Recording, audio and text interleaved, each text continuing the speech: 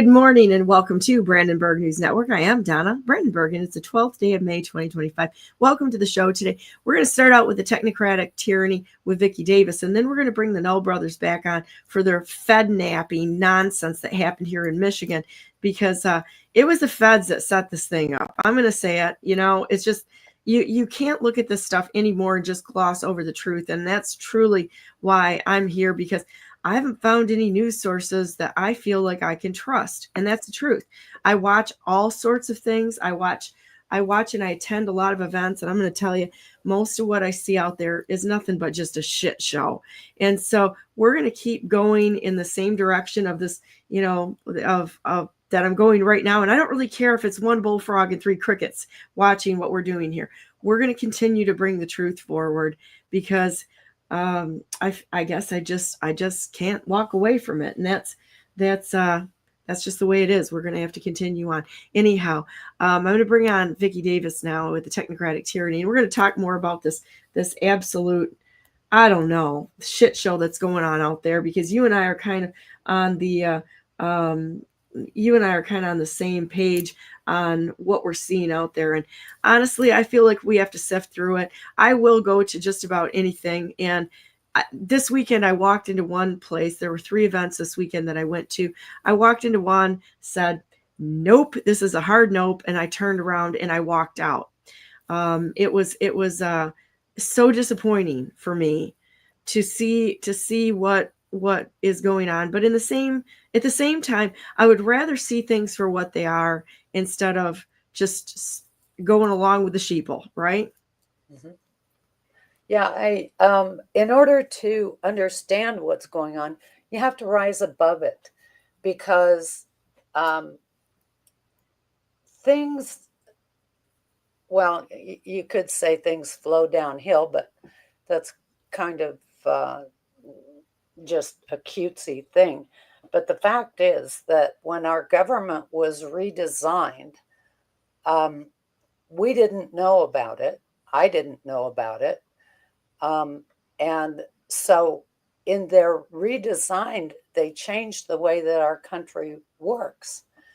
And I noticed it, I guess, around in 2000, but it actually started, George Herbert Walker Bush was president when they kicked it off, but it was actually in 1993 when Clinton took over as president. He established a council called the President's Council on Sustainable Development. Well, what I realized, and I've studied this for a long time, so it just didn't pop out of the blue. But what I realized was that what they were following was the documents and the thinking of the Socialist International. And the Socialist International, as far as I'm concerned, is just a renamed Communist International. And so what the President's Council on Sustainable Development did, they were looking at the organization of our whole country. And they used the document produced by the Socialist International. And I don't know, have you heard of the Brundtland Commission at all? No, I have not. Okay, the Brundtland Commission was a UN commission. It was headed up by Gro Harlem Brundtland.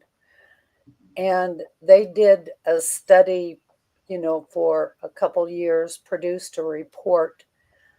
And then I didn't realize this, but the Brundtland Commission renamed themselves the Center for Our Common Future. Well, when Bill Clinton and Al Gore came into office, and Al Gore came in with the idea of, quote, reinventing government, the report that they used was from the Brundtland Commission. So you could just say, They redesigned our government according to the Socialist International, which is in my opinion, the Communist International, and they actually redesigned our government based on that document. I'm still working on this. I, I've been working on a compendium, I think is the word, of reports from that period in our government, from the President's Commission on Sustainable Development, because their reports are scattered over about 5 different websites, and they are a little bit scrambled. They made it really difficult to follow. Follow the logic, which is what I do. I follow the logic. Well, you're programmers, so I mean, when you the analytical mind that you have is absolutely going to question everything and then find the connections. And you do a great job of it, I might say. Well, thank you. I I had to work really hard on this because they made it so difficult. But when you understand what they were doing, you can understand why they were trying to discourage people from looking at it.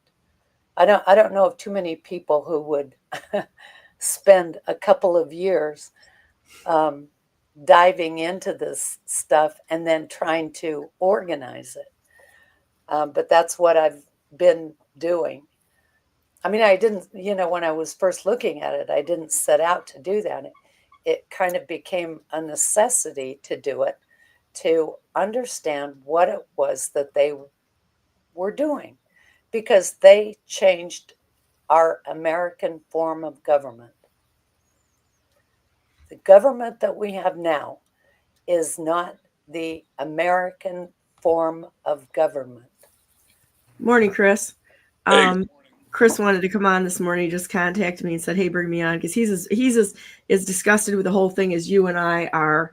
And it's like, and people aren't thinking. You've got to document it, which I'm so grateful for. I mean, I've learned so much from you, but where everybody's going to have to get in the game here and decide that we're going to either stand or we're going to be completely captive. I think we've already fallen, if you really want to know the truth, and that the country is already fell, but there's some really good people within it that are working to bring it back. But that is going to depend on whether we as Americans are going to stand with them and get and wise up. It's like, I'm going to go back to that event I went to this weekend. Okay.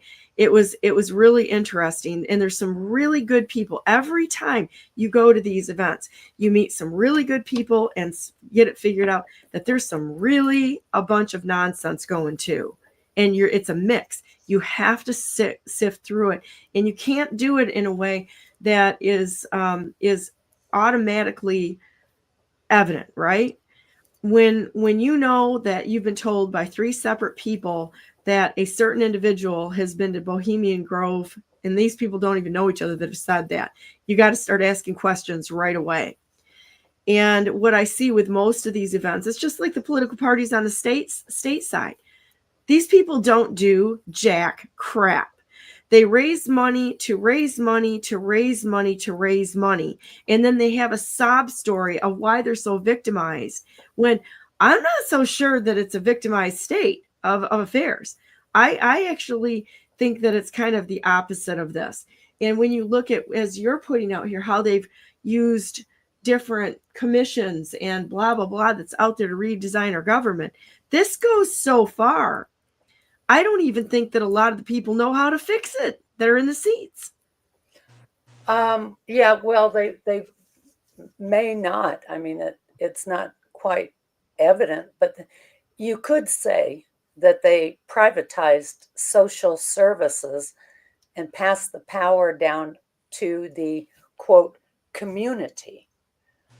Okay, the community is the area that you're living in, but you have these people that are just acting as if they are just ordinary citizens engaged in civic responsibility. But no, actually, there is an actual structure They're weaponized. They've weaponized the NGOs. They've weaponized our local and county governments. It's all weaponized. When you've got most of the governments down on the border that are staffed, the people that are in position there are staffed by cartel members on United States soil. Mm-hmm. This is serious. May I Oh, say? yeah. Go ahead, Chris. Yeah, I mean, both of you are so right. And the one thing they privatize it so they can't be FOIA, FOIA, and so you're right about that part also. But the only way I think that we're going to be able to fix this, and we are going to be able to fix it. We're in the process of fixing it now, but you have to go back. Everyone, has to go back, and they have to know what the history of this country is before they can fix it. Because unless you know what the foundation of this country is supposed to be like, you don't know how to fix it, because you don't know what you're trying to bring this country back to. I agree. You know what? Once you find out that in 1607, when they landed, our framers landed in Jamestown in Virginia in 1607, they put a flag, their flag, and they put a cross in the land. And they dedicated this land to Jesus Christ. Not Muhammad, not Islam, not anyone but Jesus Christ. And they made a covenant with Jesus Christ and God and these people. And they said that this land that you've given us, we will dedicate to you, and this land will be honored by you. Everything that happens in this land, we will thank you for it. And this country became a great place. We created things. We didn't destroy things like we're doing now. We created things. Okay? We have one party that disintegrates and destroys. They're the party of hate. They're the assassination party. Okay? They're the party of kill them if I don't like them. And you can ask them, and they'll tell you that they don't care. They're on TV right now saying that Trump needs to go, someone needs to whack him, someone needs to kill him. And they're also saying the same thing about Musk. These lunatics that don't know the history of our country, they don't even know what is good about this country, because their demographic that they're targeting are the ones that are not my age, 69, or your age, where they're not targeting the people that grew up in a time where we were prospering. Detroit was never a hood. Detroit and Flint, Michigan, they were thriving. They were the light on the hill. They were the industry, the automobile industry, Ford, GM, Chrysler.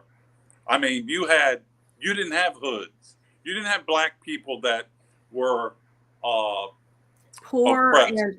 and no, it was not the way it is now. You had people that were working. They had cars. They had families, and guess what? They had houses. They were owned by them. Mm-hmm. This Democratic Party went and gave all of our industries, I think starting just before Clinton, gave our industries over to China and other countries. And what did these people do? They had to foreclose on their house. They had to get their cars repossessed. Where are they going to go work and make the kind of money that they were making?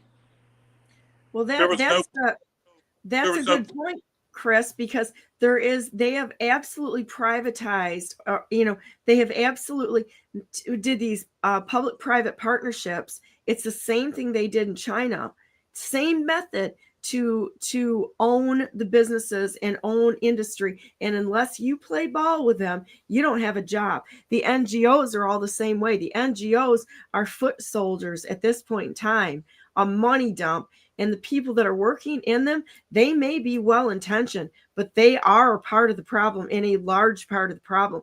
When we, to right this nation, we are going to have to cut loose all of these NGOs. We're going to have to stop these unconstitutional taxes.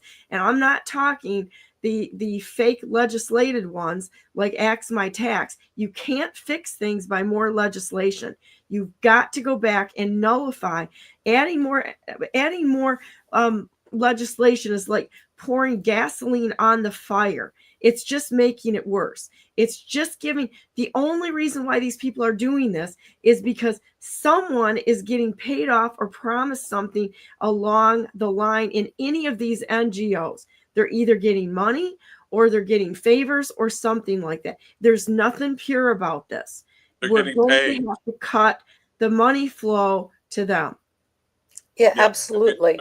To the NGOs. And a big part of the problem is that they allowed religious organizations to be involved with government and the social services. That was the biggest mistake ever.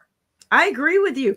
I think when you saw what happened during COVID, how many churches closed down during that and refused to stay open, to warn people, give them a safe place to be, letting people die alone in all of this. Any one of them that was involved in that needs to absolutely be called out, and their NGO status, they all need to go. Because well, I would say they are not really a religious organization. I would say that religion is a front, and that they actually are paid probably by corporations and with government grants, but they put on a religious front. Well, and to Krista's point there, you can't foil what they're doing or where the money's going. It's the same thing as these godforsaken casinos. When the Null brothers were arrested, and they're going to be on next, they were taken to a casino for interrogation by the cops. Oh, now you asked me why they did that, because the casinos are on like Native American sovereign nation. Mm-hmm. So they can't be investigated when they go there. And the money laundering, the child trafficking that's going on through these casinos and such, they can't be investigated.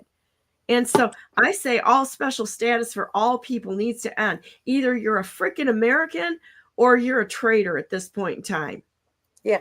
Well, in that report that I was telling you about, the Brundtland, I think the Brundtland Commission, or the Agenda for Change, one of them anyway, they call out the Indian tribes in particular as if they are sovereign nations, and allocate special status to them. Oh, so that's exactly what they were doing. I mean, if it's in here, I'm going to bring this up here. This is despicable. Keep going, guys. Sorry. And they reinvented our government based on this report, the Brundtland report. And that's the big revelation out of all the research that I've been doing, trying to organize the reports of the President's Council on Sustainable Development so that you can follow along with what they did, what they said they were going to do, and what they did. And they changed our form of government. That's all there is to it.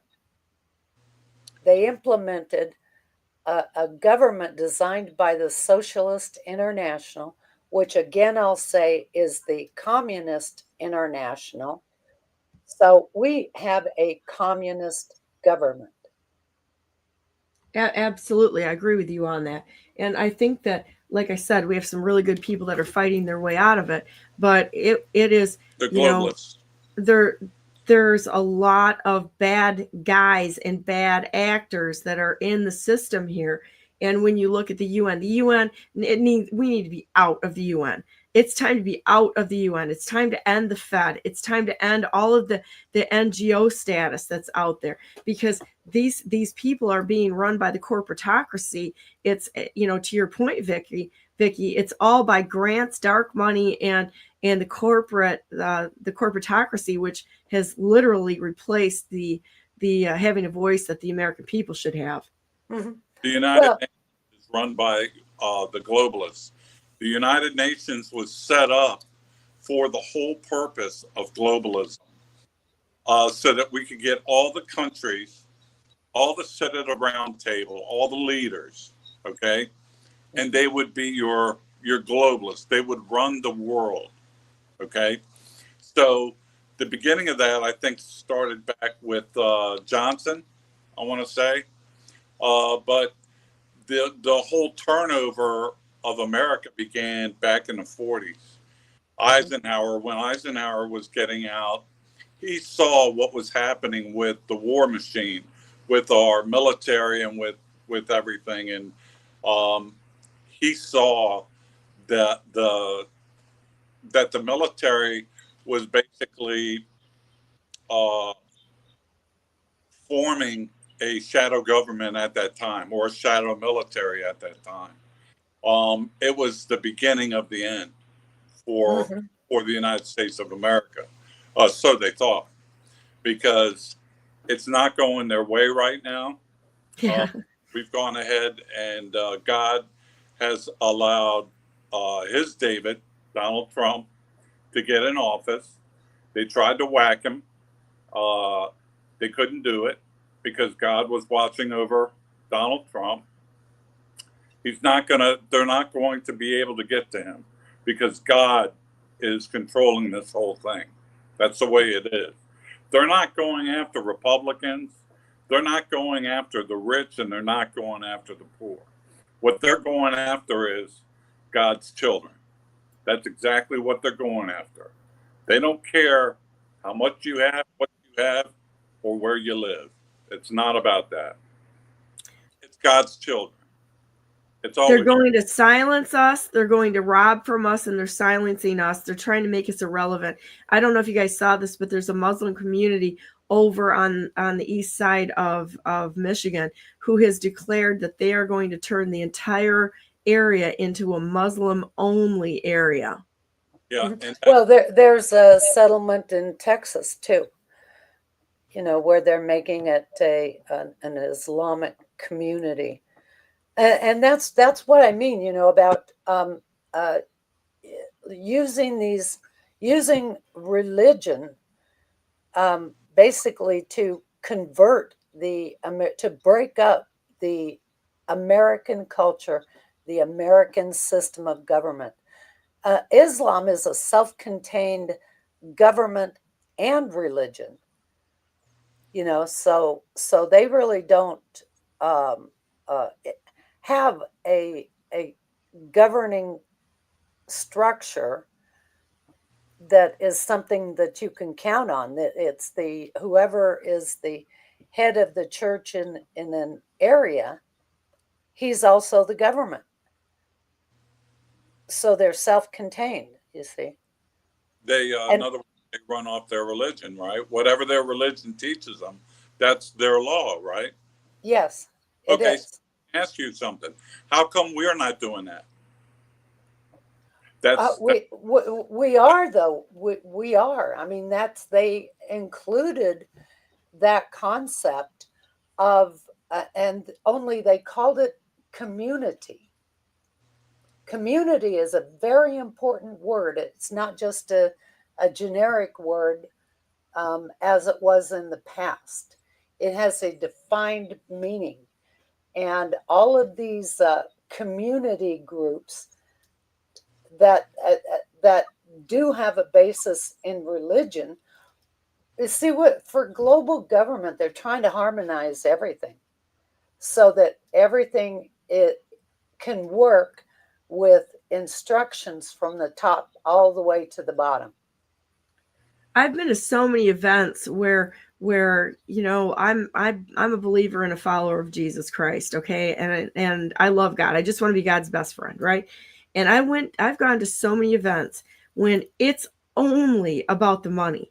There are no achievable goals. There are no goals there. It's a fundraiser for a fundraiser and a fundraiser, and they ask for blessings. They ask for this, that, and the other thing. And I'm going to tell you what the Bible said. You don't follow somebody who preaches a Jesus other than the Jesus that was preached in the Bible. And that's pretty much the exact words coming out of Jesus's mouth.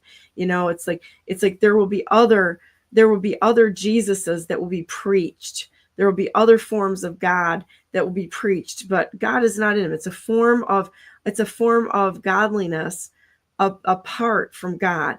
It looks like it's a fake. When people continue to raise money, that should be your first clue that you have a problem.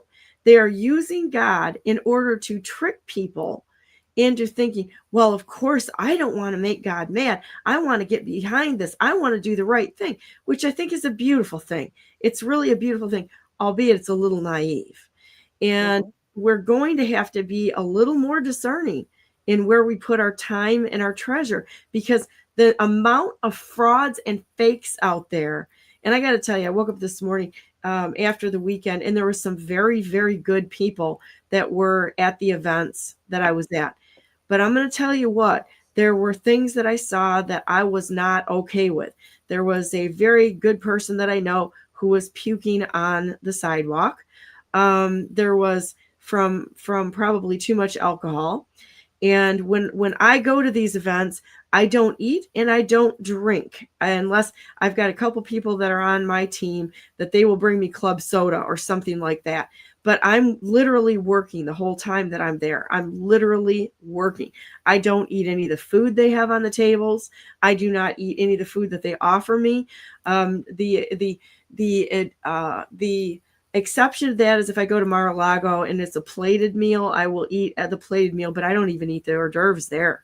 I don't eat and I don't drink. I am busy working.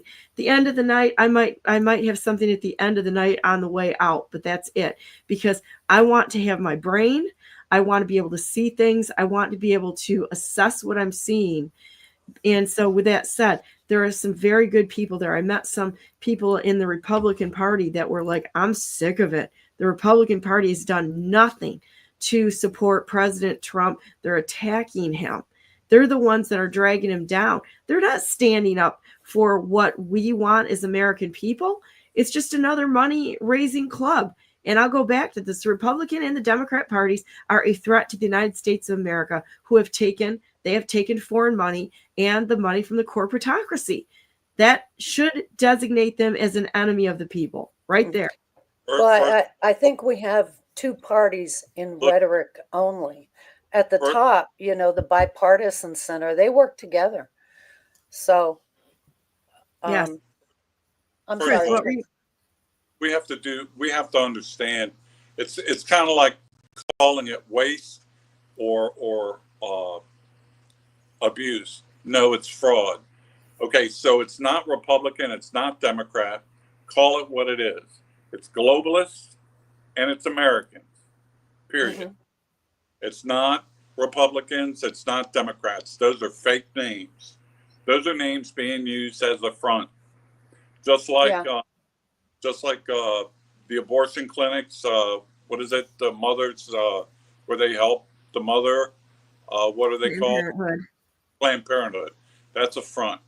All these agencies, the programs created, are all fronts for the purpose of the people that are in power to take the money, use it to fund Hamas. They use it to fund Mossad. They use it to fund all these terror groups. They've used it to move terrorists into our country. They invaded our country. That was a second plan. I'm kind of going all over the place here, but you cannot call them Democrats. You cannot call them Republicans, because that's not what they are. The Democrat Party are terrorists. They are you're looking at the onion opening up.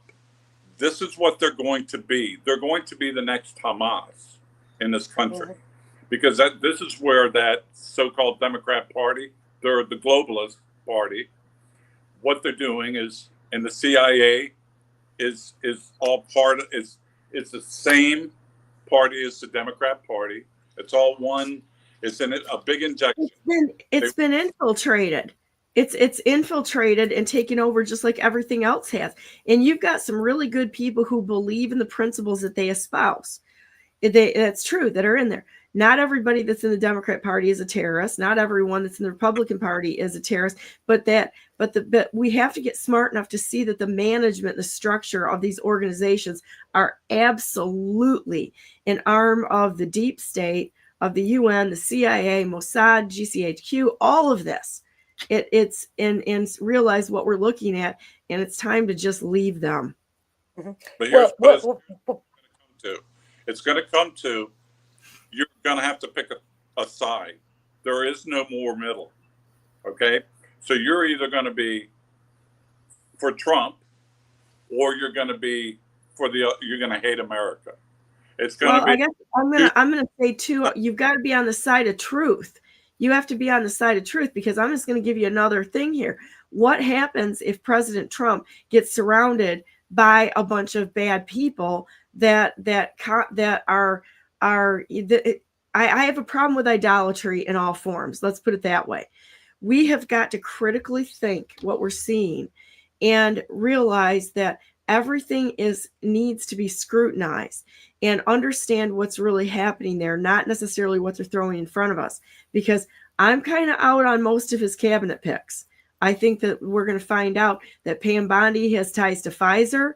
We have, and who was she was against 2A. They may have them controlled. I don't know. But what I can say is that we should never, ever stop questioning and looking at things to figure out what's going on behind the words, the propaganda, the people, even the people. I have been an unapologetic supporter of President Trump, and I like to see has been done, but it's not straightforward. I'm going to tell you that right now. And what's that? Something I found out is that there's going to be put concessions and tariffs on Big Pharma.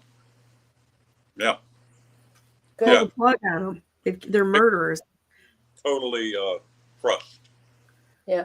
Well, Go ahead, Vicky. What you'll see in these President's Council on Sustainable Development meetings, they had corporations working with the government, and it was actually the government working with the corporations that basically designed the supply chain system. It was working in cooperation to save the environment. And you'll see where they had them work together to produce more efficiency. Well, what's more efficient? An American government where everybody's independent, thinks for themselves, and operates, in a way, in the traditional capitalist way where your efforts benefit the whole society, or a freaking communist government that dictates everything from the top down. There's really nothing more efficient than communism. Now, the people have been propagandized to say, it's communism is a very inefficient system. Well, not with modern technology and computer systems, it's not. Because that's what I spent my career doing, was building systems for corporations to allow them to run more efficiently. And that's why you have these huge corporations that have so many divisions. They do so many things. They can operate efficiently because of the computer systems that manage everything. So, So what has happened is people like yourself, very talented, very good people have gone in and done that job and updated computer systems and whatnot, and have helped the ones that are on top stay on top with the new technology. But here you have the airports and whatnot with Microsoft software from the 1970s. You also have the agencies, the EPA, you have the Agricultural Department. There's about 23 agencies that all use the old Microsoft, and something with Bill Gates. Microsoft is a front too.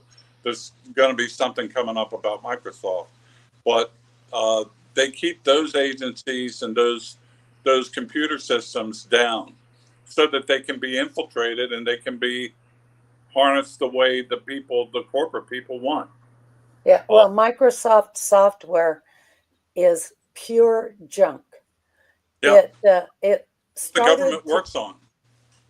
It started, well, yeah, because they everything with the government in terms of procurement, everything had to be included in specifications. And during the Clinton administration, they said, well, this is kind of ridiculous. We can use off-the-shelf software. Now, Microsoft started producing their, well, first it was the Windows operating system. And I forget what year that was, it was in the 1990s. And then, of course, they started adding, there was the browser, and then the package of applications like Excel and PowerPoint and Word and those software. And they reached a point, especially with Word, I notice it was really good up until about 2007 or 2008. And it's been all downhill since. It is crap software at this point. And it's captured data. Well, they steal your data too. But yeah, it's a criminal operation, in my opinion. Oh, it is. But I can tell you what the problem is with the air traffic control systems. That those systems are highly, highly complex.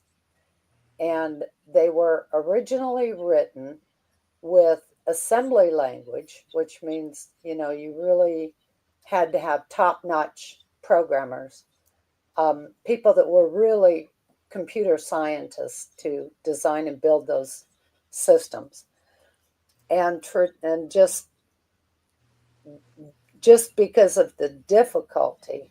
See, there was a time when hardware was more expensive than programmers. And then that reversed to where hardware became cheaper than programmers. Programmers became more expensive. But the people who originally wrote the software, they were like computer scientists, brilliant people. And my experience throughout my career is that the management did not want to touch the old systems because they were afraid of them, afraid to change them. And, nobody wants to put their career at risk. And so they just, kept the old systems running. And that's what happened with the air traffic control systems. They just got so old that they can't even maintain them anymore. Did you see that? I think it was Boston. I don't know which one. There was one. I'm going to say it's not Boston. I'll have to look it up a minute. That they had their system go down, and they still don't know why or how long. The next day, a whole bunch of the air traffic controllers went home because of the stress. They literally were completely in the dark. Oh man! Well, if they replace the old systems using micro shit software, it will be a disaster. It will be an absolute disaster. You can count on it. It's going to be. It's already in the workings of the bill and all that. That's trying to. There's a lot of things at play right now, and the Congress has to do its job and also participate and make this thing work. Mm-hmm. Otherwise, Trump can't do it all. Trump can't just mark a pen and just go executive order. Here it is. It's got to be put into law for this to work. And these Republicans, like Lindsey Graham, all these globalists. Well, all of them, they're all there because they were chosen to sit in the seat because they would comply with them. I mean, that was a vetting process. You don't get in unless you've paid the piper. And they attack anybody who's a good person that gets in. In my opinion, there are so many instances where they could have stood up. They could have done something about J6. They could have, and all they've done is just sat there. Mm-hmm. Well, you know what? They globalized our government. When Clinton had his Council on Sustainable Development using the guidelines provided by the Brundtland Commission, which was a UN commission, they were globalizing our government. And that's why the G7 decided on global systems. There are about 11 global systems that were decided upon in 1995. And so, we don't even have our own damn government. They've integrated it into this behemoth, monstrous communist system. And they protect themselves. I mean, they protect each other. It's crazy. So the air traffic control system at Newark Liberty International experienced another outage this past weekend, marking the third system failure in less than 2 weeks. The latest issue involved a momentary failure of a backup system, which led to a 45-minute ground stop before operations resumed. The outage followed previous failures at Philadelphia Tracon facility, which manages Newark's airspace. The April 28th outage was particularly severe, causing controllers to lose radar visibility and communication with pilots for up to 90 seconds. The disruptions have led to massive flight delays and cancellations, with some air traffic controllers taking trauma leave due to the stress of the incidents. Transportation Secretary Sean Duffy has announced plans to modernize the air traffic control system, replacing outdated equipment and improving telecommunications infrastructure. However, in the short term, the flight capacity of Newark may be reduced to mitigate further disruptions. Yeah, let me tell you something about the government and systems. Whenever they say they're going to modernize or whatever, and then just bingo, the system magically appears, doesn't work like that. It takes years to develop big new systems. Well, it's like the Patriot Act. 3 days after 9/11 happened, they had that puppy ready to sign. Yeah, isn't that amazing? That's the way the government works. They don't want to give you any more information than they have to. But when they say they're going to modernize a system, they already modernized it, and now they have to fix their cock-ups.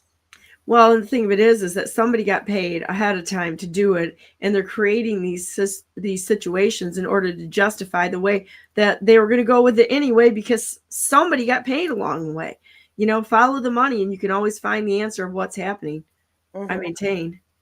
Well, the Clinton administration, that's when they began the wholesale reinvention of government to put us under a single communist system of management using computer systems. Okay, now, and let me give you an example of, say healthcare for example. the two biggest systems in the country were the military health system and the VA system, right? Well, and then there was the private sector system. Well, I think what they did is to say, okay, well, we'll just design a big medical records system, and all three systems can use that one model of national information infrastructure for medical records. Okay, so they mixed military money, VA money, Medicare money, and Medicaid money, and private sector, and built this system, a national medical records system, which I believe is one of the most criminal things that they did. They had no right whatsoever to do that. Palantir, right? Which is attached to J.D. Vance. No, the consortiums that I've seen, no, Palantir, they have, I forget what it is. I was tracing vital statistics records, and I think Palantir might have the vital statistics records. Over in London, by the way, not even in our own damn country. And the way I found that out was, when I needed a copy of a birth certificate, mine or my son's or, whatever, I would just drive over to Boise to the Office of Vital Statistics. Well, the last time I did that, they said, no, you have to go online to get your vital statistics, to get a copy of your birth certificate. I thought, what the hell? They'd always produced them there in Boise. So I ended up researching that, and I ended up over in London with Palantir, and so our vital statistics records are under the UN system. When did this occur? Oh, it was maybe about 5 years ago. I wrote an article about. Let me get the article for you. Yeah, let's put the article up on it, and then I'll absolutely put these articles up on my Telegram channel, and then we can dig into this, because I just think this is some of the most important things that we're going to have to take our time to see, so that we know how to unravel what's been done. We have to know what's been done and say, okay, we're done with the UN, we're done with these treaties, we're done with the usurpations and the surveillance state and the Patriot Act and all of this other nonsense that people want to come up with and say, well, it's the government's responsibility to keep us safe. No, it's not, because the greatest danger we have is government. Yep. They've got power, they've got money, they put people in place, and they have private sector partners in the form of NGOs. Anything, the way I saw this rolling out is that government is limited to what is specified in law that they can do. Corporations, including nonprofits, can do anything that they're not prohibited from doing. So between the two of them, they can do any damn thing they want, and they have been. And you can't investigate them, and we're funding them. They're funding our demise to these weaponized agencies. I think when people get it figured out, how many of these agencies are involved in human and child trafficking, I hope it makes everybody's blood run cold. Mm-hmm. Just should be infuriated by this. Yeah. I think Pam Bondi is getting into that right now, with the child trafficking, and also with the pedophiles. She's put her foot in the water, and she's getting into some heavy shit. We're going to hear more about that in the future. But I think she's controlled. When you're not hearing anything, That's a good thing. Yeah. It means that they're not telegraphing what they're doing. The only time that they're telling you that they're going to do something is because these social medias are ramping up. People are starting to walk out of their house with, they're thinking, that we're going to go down the street and start doing some shit. They're trying to keep us at bay at the same time. The good thing, there are some good things that are happening right now. Donald Trump is taking all the money away from them. Yes. Cutting off their funding so that they can't go to our money, yours and my money, and start, opening up these offices that are going to create our own demise. So he shut that down. He's also shut down the intelligence reports going to people who left government. Once you leave government, you're gone. You don't get intelligence briefings. You don't get the reports sent. You get nothing. You don't get protection. When you're out of the government, you're out of the government. You don't have a job anymore. So all that gets done. It didn't used to when you got out of the government. If you were intelligence or any part of that, even military, you still got intel every single day, just like everybody else in NIH or NAS did. All right. Well, they're stopping that. They're stopping the protection. When you're gone from the military or when you're gone from the government, you're gone. That's it. You're done. That's the way it should be. That's the way it should be. It should be. But they lowered the barriers of government so that corporations can partner with government, nonprofits partner with government, and that's really privatization. And if you're kind of a problem to a nonprofit, they can set you up easy because of this collusion between government, corporate power, and nonprofit power. It's just so criminal. The nonprofit, when you go into government, they give you a cell phone, right? It's for tracking you. So, and they also take you into places that you probably wouldn't ordinarily go. But to be a part of the group, you got to participate. Then they get you in situations you ordinarily wouldn't go, so they blackmail you. Okay, so they start to build a file on you with these HC10 what is it 301 the nonprofits. 501c3s.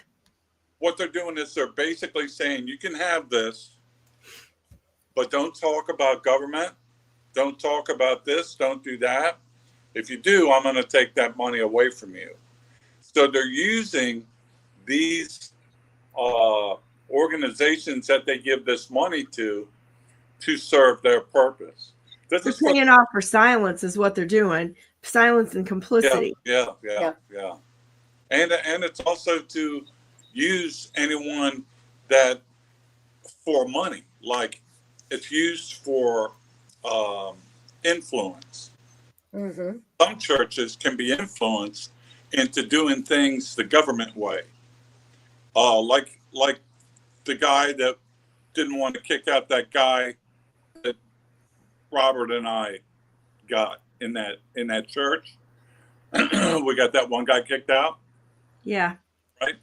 Okay. So that guy, he's totally bought in. He's bought and paid for. Yeah, and he shows up at different events with the different uniforms on. 1 minute he's Republican, the next minute he's another organization. He's got this thing slick. And unfortunately, in that instance, we also saw how the church was compromised because he was the head of the church was alerted to a crime being committed there, and he went and turned the freaking cameras off. Right. And so that the evidence wouldn't be there. But there was enough of us that saw what was done, and saw who was involved in it, that we've got eyewitnesses all over the place. You know, Chris and I were working together on stuff for a while there, and we saw so much criminality. It was incredible. It would make a really great story or a movie, actually, because and people walk right past this stuff because it goes back to not questioning things. They don't question it because they don't want to look stupid. They don't want to look like the troublemaker or anything. So they won't say anything because they're afraid to get kicked out of the groups. And unfortunately, the best thing that can happen to you is get kicked out of these groups, or to lay them out so that they are laid bare with what they've done. I've been going through the candidates in Michigan, and I'm going to tell you what, there are some real problems with the candidates that the Republican Party has put up for you to allow you to vote for. They are not real candidates. They are placed assets, and they definitely have agendas behind them. And it's the same person that put them up that did back in 2022. Same person. And then the same person in 22, who I will name as Betsy DeVos, pulled the funding of Tudor Dixon and started Republicans for Whitmer. It was the Republican frickin' party that put Whitmer in place, backed by the oligarchs' money. What's that? Party. Say that again? Party. The Globalist Party. That's not a Republican Party in there. You have good people in there that still believe in what we believe in. And they're fooled because of just what you laid out.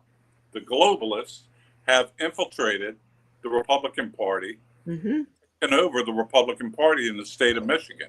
Yeah. I wish the state of Michigan would open their eyes and see, and a lot of them have. And once they see it, there's no unseeing it. The Republican Party is just as big of a fraud as the Democrat Party. And they're taking the globalist money, they're taking the foreign money, and they are buying our elections. They are a threat to the United States of America. And because they have taken foreign money into our elections, they should be classified as a national threat and absolutely abolished top to bottom. Yeah, and you are so right. If people don't, as long as they stay in the American traditional left-right paradigm, they will never be able to see what's wrong with the country. That left-right paradigm is a trap. They're only giving you, let's see, you have this choice or this choice. Well, the problem is it's the same bird. The answer is outside of the choice. We want to get this thing fixed. We're going to have to stop it because everyone in there is either they go out to control people or they place those whom they believe in. You can't win that way. It's going to be the same old crap over and over again. And I can't believe that people still will not get off of this bent, that they still just keep following the propaganda when it's as dumb as voting Biden in.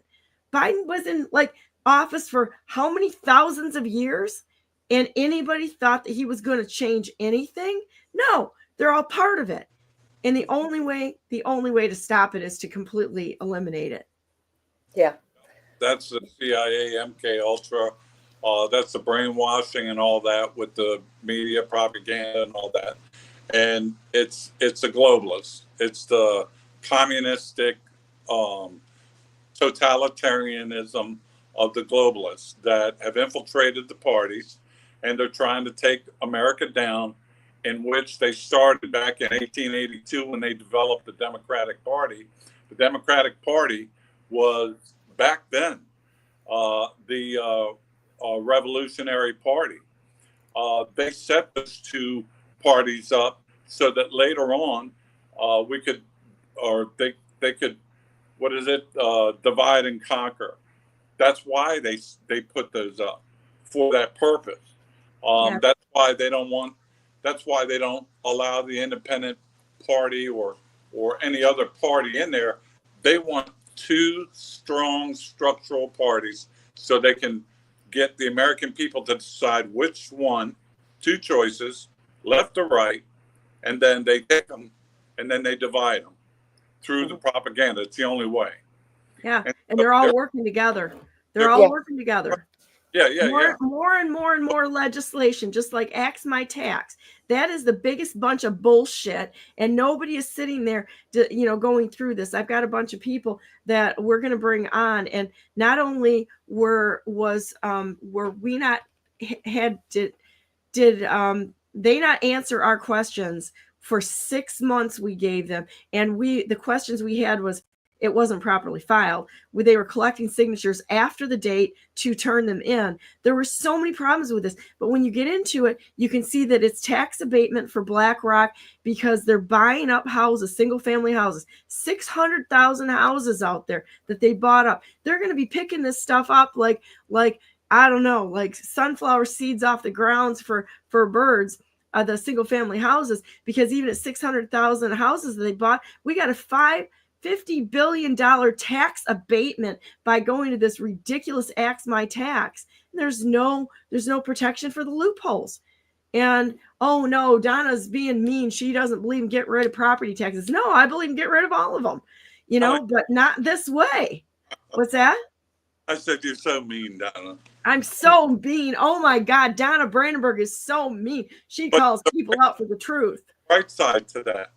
And that is that because we're moving and we are breaking them down and they are feeling it, that's why they're coming. That's why, it seems like it's getting dark, but actually it's not. It's getting bright.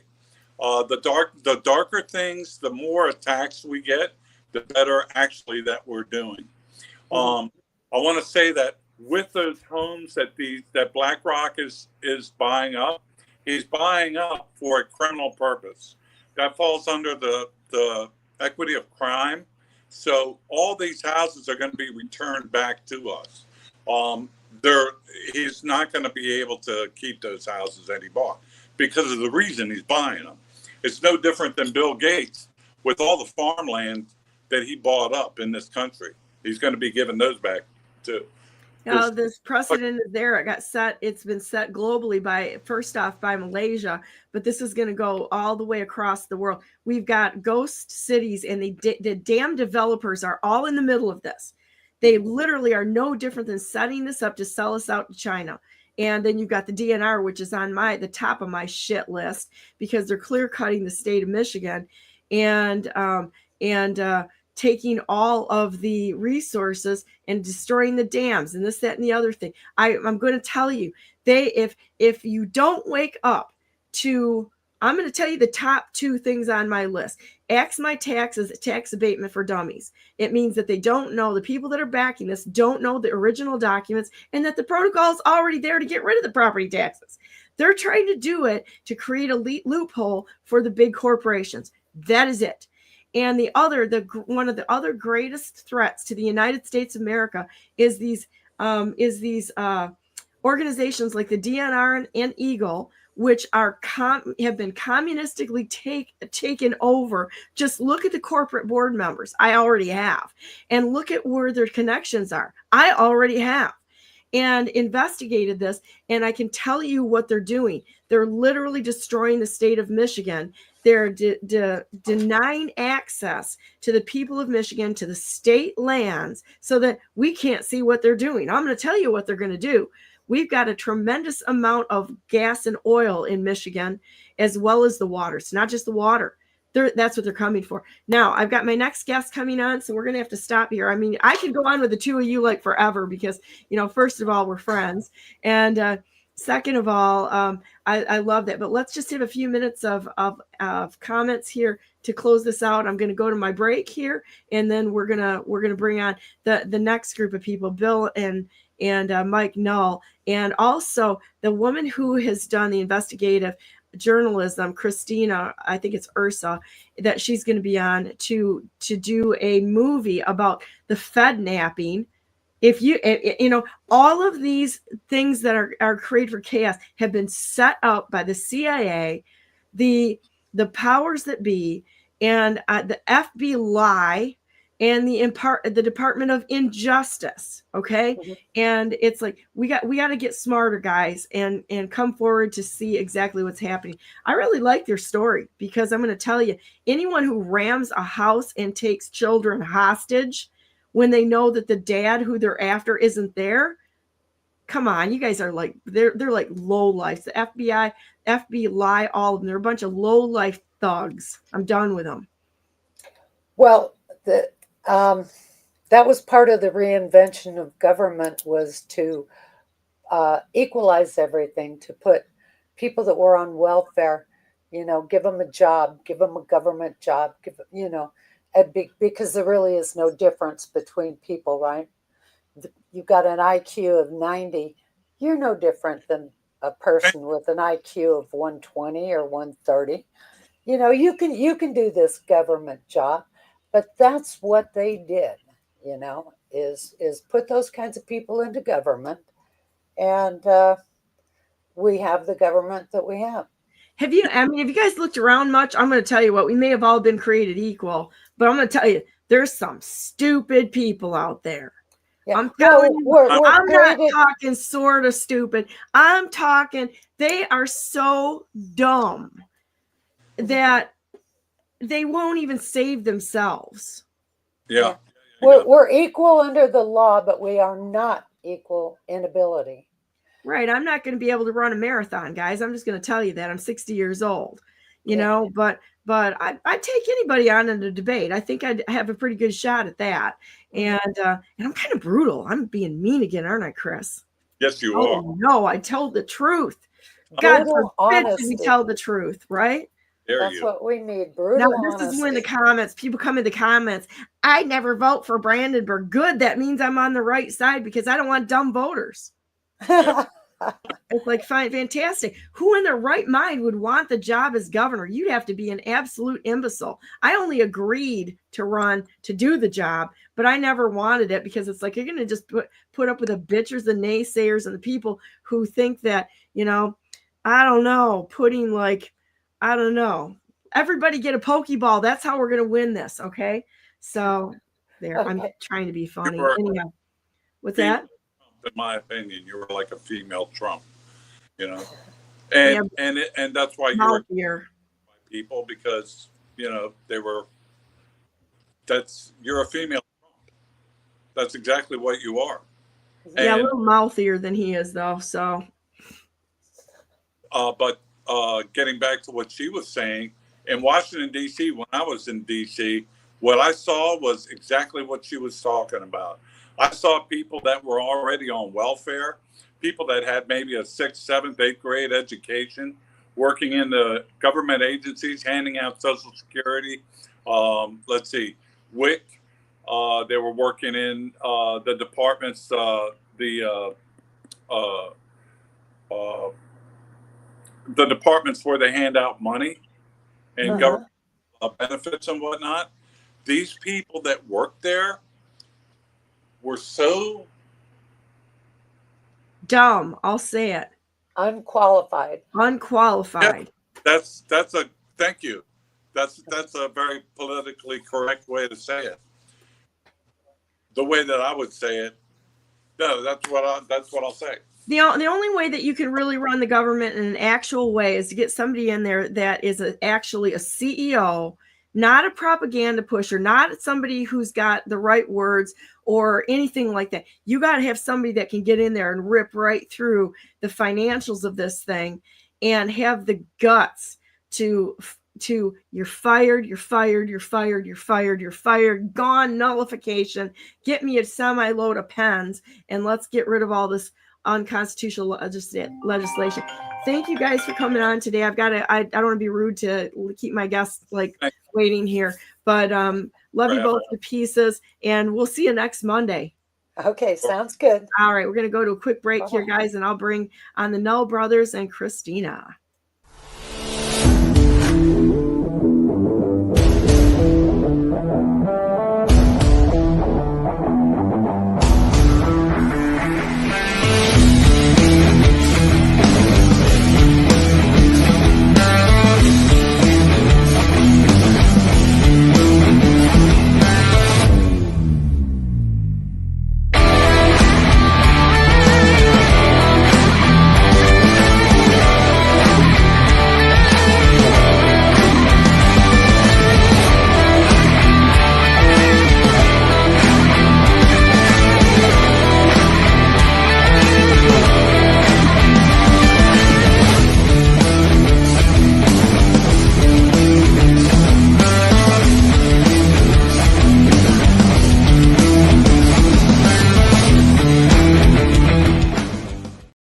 Good morning and welcome to the second hour of Brandenburg News Network. I am Donna Brandenburg, and it is the 12th day of May 2025. Welcome to the show. You know what? I'm going to bring everybody on right away, Bill, Mike, and Christina, and we're going to get right down to the meat of things of what happened in the little Fedsurrection that had her Fed napping that happened in Michigan here, and help these guys get a voice, because I'm going to say anybody who's actually fighting a real voice or a real fight, they're not really getting their story out too well, but I think you guys are getting there. So how are you this morning? Good. How are you doing? Good, really good. Christina, welcome. Thank you. So glad you guys could join us this morning. So where would we want to go? We had you guys on last week, and where do you want to go this week with telling your story? I guess whatever direction you want to. Christina, she's pretty knowledgeable about everything to do with this case, and that's why I was hoping that she would come on with us, because she can tell the story probably better than we can. Christina, can you introduce yourself, and then we just want to listen to what you have to say right now, and then maybe Bill and Mike can add some details in, because I think that one of the things that I'm the most proud of with Brandenburg News Network is we record things for the future. That's what I did with the J6ers, is recording their information so that it can't be erased or washed away, and that people are going to have to face what these criminals in our government that are pretending to be for the people, what they're actually doing. Yeah, well, I'm an independent journalist. I've been doing that for almost 10 years now. And back when this story broke in 2020, I remember watching Whitmer's press conference where she announced the arrest, and she looked gleeful, like the exact opposite of how a normal person would look if they just found out that there was this big domestic terror plot to kidnap and possibly kill them, right? Like she was smiling at times during that press conference. So that immediately I thought it was suspicious. And then I just watched the mainstream media coverage of the case come in, and I saw too the way that the left and the right were initially reacting to the news of these arrests, which was people on the conservative side were rushing to smear these guys as Antifa.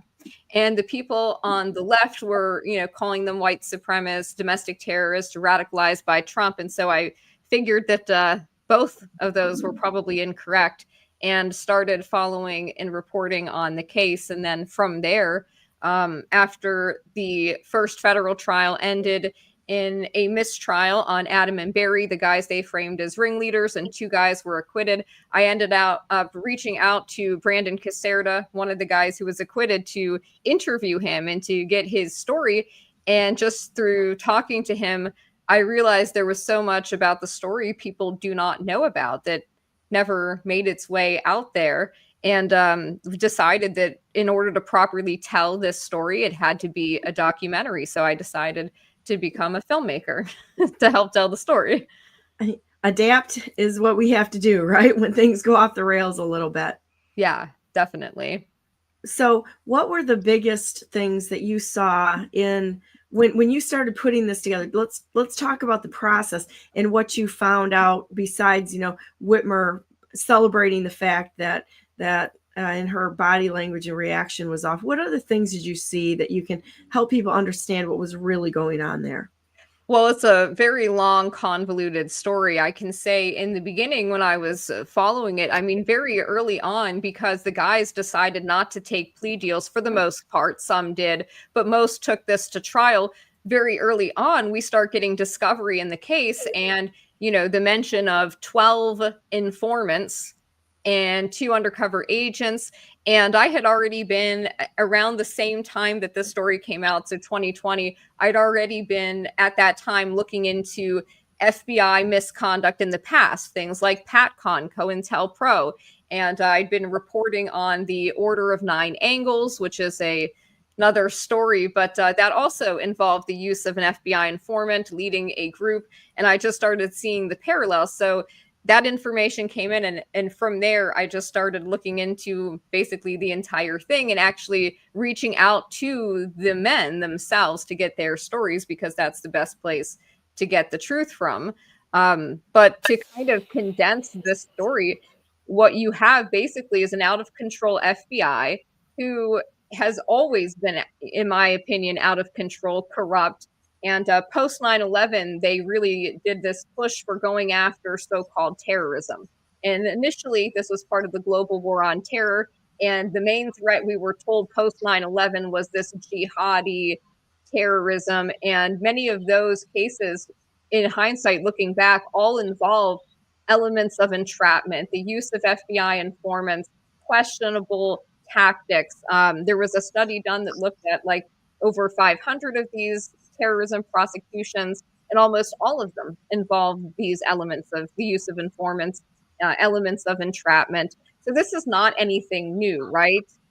This has been going on for a while. And then at a certain point, they decided to switch targets. They needed a new boogeyman. And so now they go back to the old PACON playbook of targeting right-wing Christian militia type people. And of course, this was in the lead up to the 2020 election. That's not an accident. And really, when you get into it, I mean, the FBI is spying on Americans for things that you're saying online. First Amendment protected activity. They can put you in a database. They can run informants at you and try to instigate something. And that's exactly what happened here. And we can go into the details of that because it's a big story. It's actually bigger than Michigan too. They wanted this to be a multi-state plot. Well, that's something I'd like to hear about, the multi-state plot, because and something else that you got my attention with is the Order of Nine Angles, because I've looked into that and 764 and all of these satanic cults that basically these are psychopaths that set up children to do their dirty work, and it's horrible. They're Satanists straight up. And if you don't think that the government has influence over people for life and death, all you got to do is look into this kind of nonsense, and it's terrible, and it's the government's behind it. Yeah, absolutely. Like the origins of the Order of Nine Angles, it was started by a guy named David Myatt, who has connections to the U.S. intelligence community and was, probably working as under Operation Gladio overseas, right, in the UK. Well, they created an American chapter here, Temple of Blood, that was run by a gentleman named Joshua Caleb Sutter, who's been an FBI informant since 2003, and the FBI was funding his satanic publishing house, Martinet Press, over 20 years to the tune of almost $200,000 so that they could publish books that encourage very bad activity and then create the 764 problem that we see today. I love this. I'd like to have you back on again just to talk about this, because this has been a huge area of interest for myself personally, just because I think we need to get in and look into these satanic cults deeper and what they're actually doing and how sick these people are. It's incredible. And they're a big part of the disturbances that are going on. So let's switch back over here to the multi-state involvement that was behind this. Yeah, so, well, it's a kind of a big story, but basically during 2020, there's a lot of things happening. There is the BLM Antifa riots. People that are, more conservative see what's happening to our country, how bad things are getting. They see that police aren't going to help them, that law enforcement stands down in these situations, that their politicians are encouraging it, are paying for the bail for these people. They're seeing that pallets of bricks are popping up and there's these black SUVs driving around and people are coming in from out of state or maybe being bussed in. So there's a lot happening there. And then we get the lockdowns, and that's kind of the backdrop of what's happening. You have people who are opposing these unconstitutional lockdowns. Of course, Whitmer had the strictest lockdowns in the country, which she herself proudly announced. And, it was really crazy. I mean, people forget about how bad that was because it's been so many years now. But, you had people who were not able to work. They couldn't go to work. And she was doing things like, oh, you can't buy seeds, but we'll leave a liquor store open. And small businesses can't operate, but these multinational corporations like Amazon, they can. So there's this unfair, bizarre thing happening. Of course, marijuana dispensaries can be open the whole time, but regular people were really suffering. And so what you had was a group of guys who are kind of already aware of that. They're militia type guys who, do this militia training, which is perfectly legal and really should be encouraged. I mean, you should be able to defend your communities. You should have self-sufficiency. You should be able to, know how to hunt, know how to shoot a gun, know how to defend your home and your community from a potential threat. And we had that threat in 2020 with these riots. I mean, some of these cities were burned to the ground so badly that in the aftermath, it looked like footages from some war. I mean, that's how bad some of the damage was that these groups were allowed to engage in. And in Michigan and Grand Rapids, these riots were happening. It was happening across the country. And so you have these guys who are kind of loosely part of the same milieu saying, hey, our government is not going to stop this. Law enforcement isn't going to do anything to help. We should be trying to protect our families and our communities. And that's kind of what they were so angry about. And then adding to that was the lockdowns, was taking away your ability to support your family, to earn a living. I mean, what are people supposed to do in such an unreasonable situation? Right? It's part of our American history that as free people, we come together and we try to figure out how to help people and not be under this ridiculous tyranny. The police at this point in time only respond. They don't stop things, the threats beforehand. They just record what happens anymore because the response time is so bad that they will not make it to a place where there's a crime being committed likely before the crime's already committed. So at that point in time, they're paper pushers, which is too bad. I knew some detectives in Grand Rapids who literally were told through the mayor and the chief of police, who was a gutless coward and took a knee on the street to these traitors. Of course. And you know that they were all funded, that the protesters were funded, and then some snowflakes decided to jump in on this because they thought it was a cool title, but didn't understand that this whole thing was a paid disruption to destroy and create chaos in the United States. Yeah, I call it domestic gladio. It's, the same modus operandi of playing different groups off of each other, creating chaos, and then coming in and being the order, right? Yes. Order out of chaos. So this is like a well-known tactic. So, people forget too that Antifa made an autonomous zone in Seattle. They actually took over several blocks, created this autonomous zone called the Chaz or Chop, whatever you want to call it. And so this is what was happening. People were seeing communities being besieged, taken over. They were seeing police departments being attacked with Molotov cocktails and being attempted to be burned down. A lot of things were happening in the country that I think concern many people. And so what the FBI decided to do was they had already been, in these communities, right? They have informants everywhere. They have the confidential human source program is widespread. They spend millions of dollars on this, running these informants everywhere. And particularly, they're focused on the right-wing militia type, what they call militia extremism, anti-government extremism. And they put their people in place. Like they have OCEs. These are online covert employees. This is an FBI agent operating under a false persona online. Maybe they befriend you on Facebook. They join a group that you're, part of, and they try to make contact with you and then meet up with you in the real world or introduce you to somebody else who's most likely an undercover FBI agent.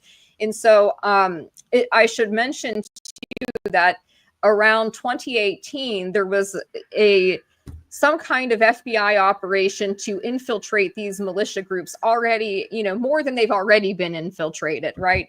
So a lot of the militia groups were approached by the feds. They were asked to provide contact lists, lists with names of members, their phone numbers, their email addresses, their addresses. And a lot of people weren't comfortable with that. So rather than turn that information over, they chose to kind of step down. And we believe at that point, the FBI kind of inserted their informants into leadership positions of these organizations. And so this has been going on for a while. Most of this is done to literally control these groups. They are running them. You know, and then they'll talk about these groups being big, scary, whatever, or these are the people that were extreme on January 6th. And it's like, okay, well, you have been running all of these groups. You've had your informants in all of them for years. And so really, we'll go back to October of 2019.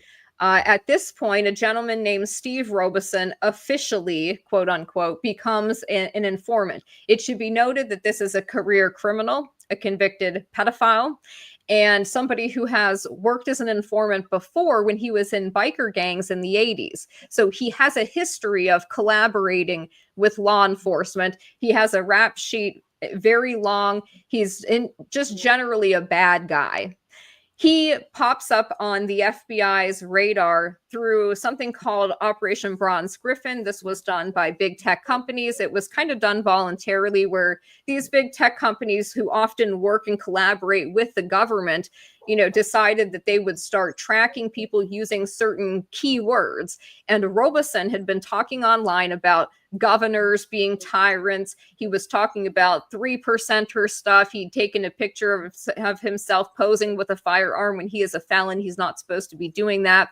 And so he comes up on their radar, and this is how he really becomes an informant. The FBI will lie about this, and in their official CHS file, they claim that in October of 2019, he just voluntarily went to his local police to report threats of violence amongst 3%ers. And this was just chatter he claimed to be hearing. There was never any evidence for these initial threats, which they claim is the cover story basically for him becoming an informant. But later documents come out showing that really he's flagged under Bronze Griffin for his own rhetoric.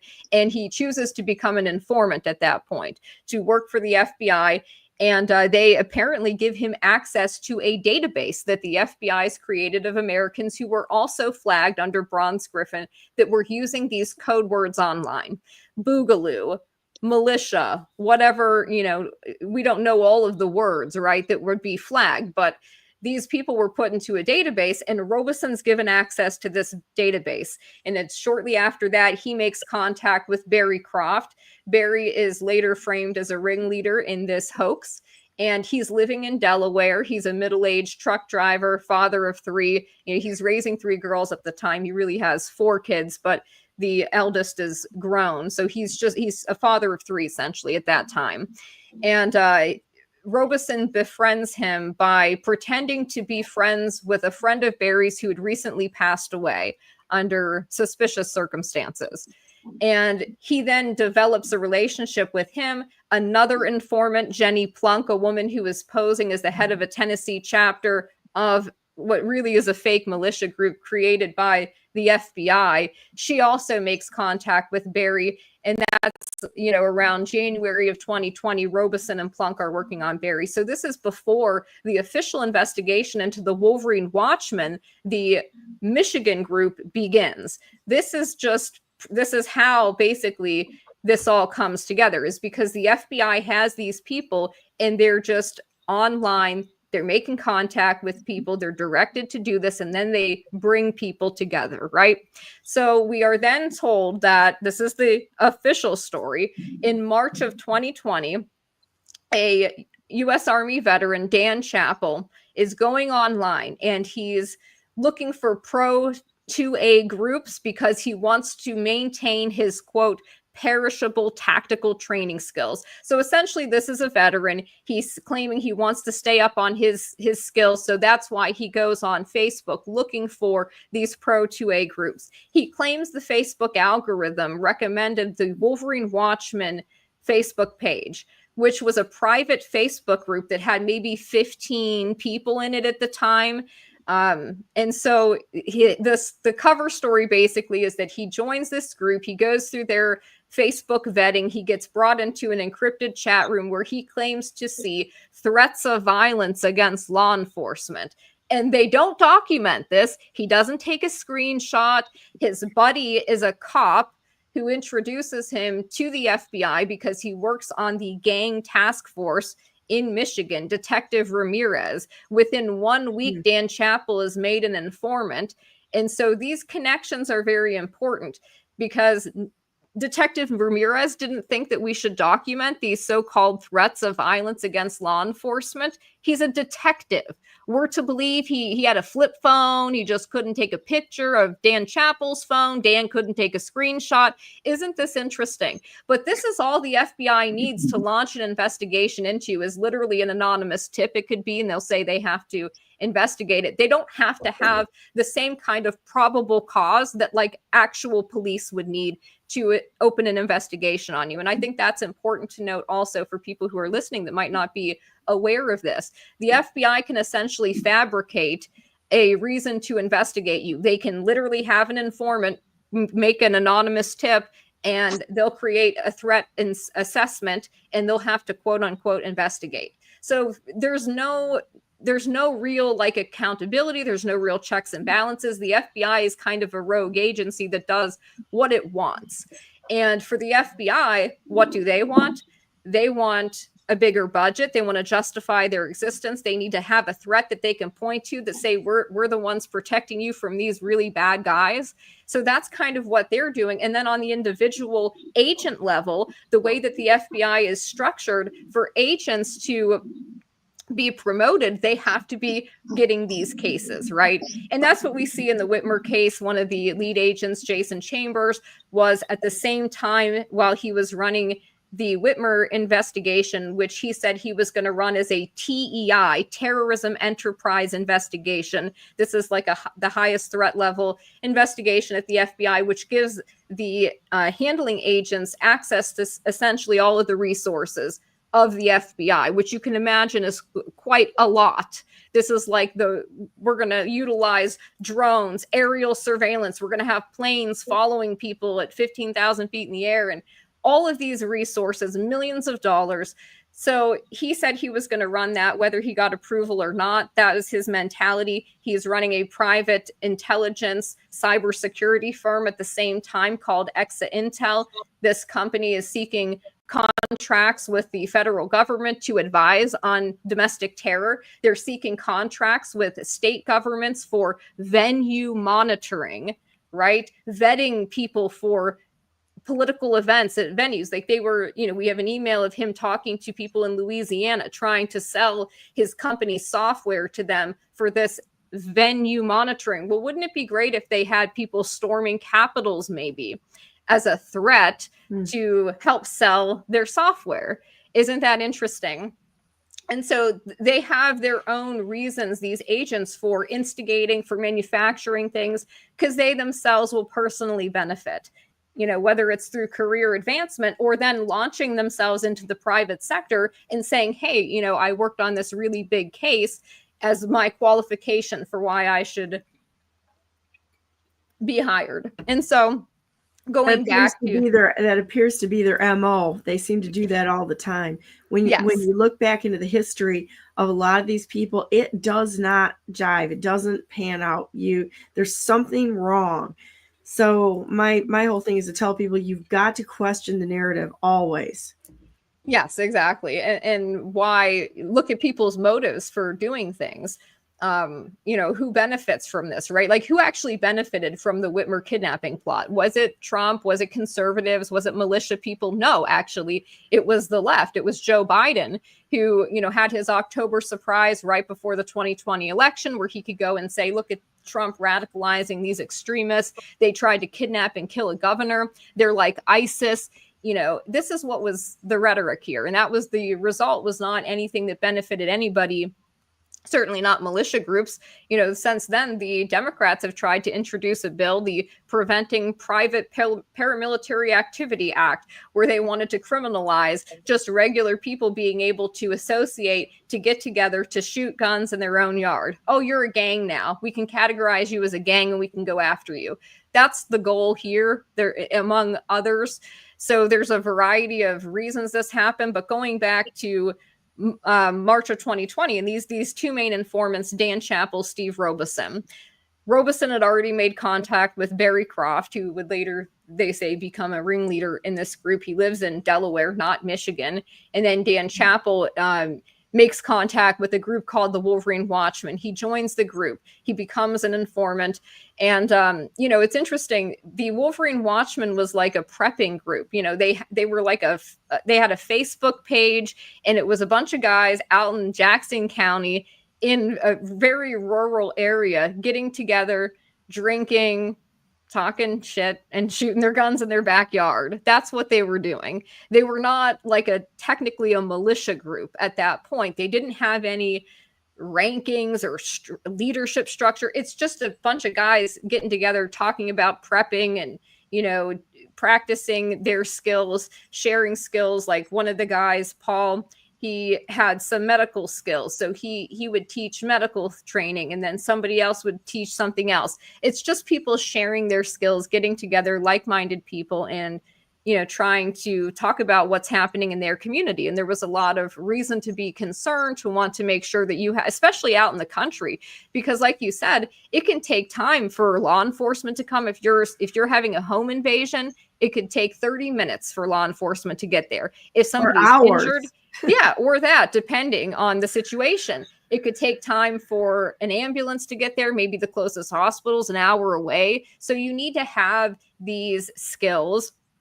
It's just, there's nothing wrong with getting together and doing this type of training and making sure you are proficient and that you can, you know, basically take care of yourself, because you're on your own anyways, right? Like the police have no obligation to even help you. I think, Bill, you know about that. This was during the course of this thing that was happening. That was one of the things you guys were talking about that later showed up in the FBI's surveillance of your communications, of things you guys were talking about online.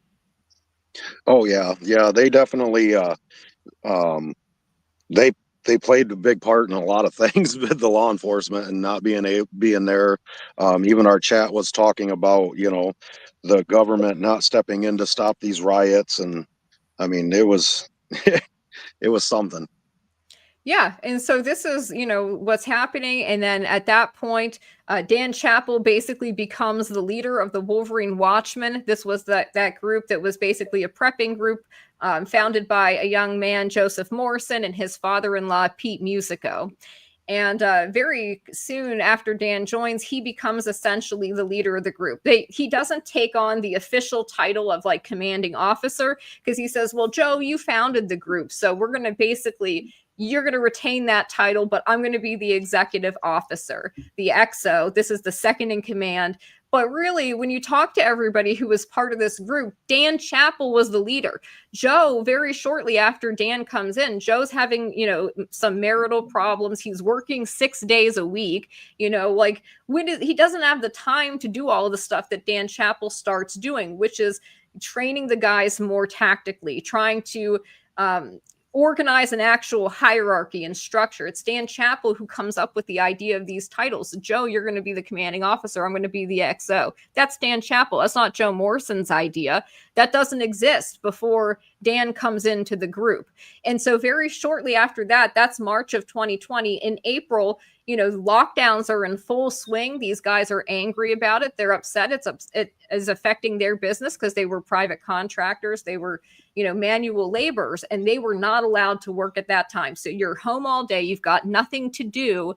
And then you're seeing these riots happening at the same time. So, of course, you're going to want to get together and talk to people in your community about that. You're going to want to attend protests, and that's what these guys did. There were 2 protests, 2 main ones in April of 2020 that they go to. One of them is at the Lansing Capitol, I believe. And this was I think it was like Operation Haircut was around this time. There was a lot of things going on. These anti-lockdown, pro-2A rallies that were popping up. They say, hey, we're going to go to this rally. There's one April 15th. They go to that. The next one's April 30th of 2020. And Dan Chappell basically takes a group of 10 guys from the Wolverine Watchmen to the Capitol that day. The FBI has a mobile command center there. Agents Chambers and Impala are overseeing this whole thing. They've got the aerial surveillance going. and they have Dan on a live wire. So he's not just wearing a recording device that is going to be examined later after the fact. He is wearing a live wire, which means the FBI is listening in real time, giving him instruction in real time. And so these guys, they don't actually storm the Capitol like how it was portrayed right after this happened. These right-wing militia groups storming the Capitol. No, they stood in line and went through COVID screening. You know what I mean? Like, they did come in armed, but at that point, there was no law against that at the time. After this case, they would pass a law that says you cannot open carry in the Capitol there. So nothing that they're doing is like illegal, right? Well, Dan Chappell says at a certain point into his wire, these guys look like they're getting ready to do something. And so Agent Impala calls the Capitol Police and tells them to stand down, open the doors, let everybody in. And that's what happens. That's the optics we get of the guys actually inside the building. There's video of Adam Fox is there that day. He's later framed as the ringleader. He was never, at this point, he doesn't even know the Wolverine Watchman. He's there on his own separately. I think some of the other guys may have been there separately as well, not with this group, but then the FBI will all bring them together and introduce them to each other. And I think it was there that Adam kind of got on their radar. There's video of him and his girlfriend, Amanda Keller, kind of shouting at the Lansing police there. And then they get this picture of the Wolverine Watchmen all lined up behind a wall up on the second floor. And they're in their full kit. So they've got plate carriers on, they're carrying their firearms. Some of them are wearing face masks to cover their face. And so it kind of looks like it could be mildly intimidating. And then these stories go out in the news the next day of these right-wing militia groups storming the Capitol in Michigan. And, oh, it was so dangerous. Meanwhile, like, nothing actually happened. The FBI would later say that they believe Pete Musico had a live grenade with him at the time, and they let this happen anyways, thinking he brought a live grenade. Of course, he didn't have a live grenade. It was one of these things you buy at like an army surplus store that's hollowed out. It's like a decorative thing. But this is the stupidity of the FBI throughout this entire case of trying to make this a thing. They are, they believe that these people to be dangerous, but then they're letting them, just let them, into the building armed, who cares? So then there's a dichotomy of, are they really that threatening? Do you really think that they're a big threat to this country and they're scary and bad? Well, you obviously knew they weren't going to do anything, or you wouldn't have let this happen.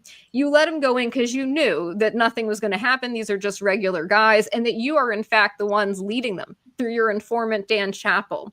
So that's April 30th. And then moving on from there, they open up an investigation on Joe Morrison under Kessel Run is what it was called.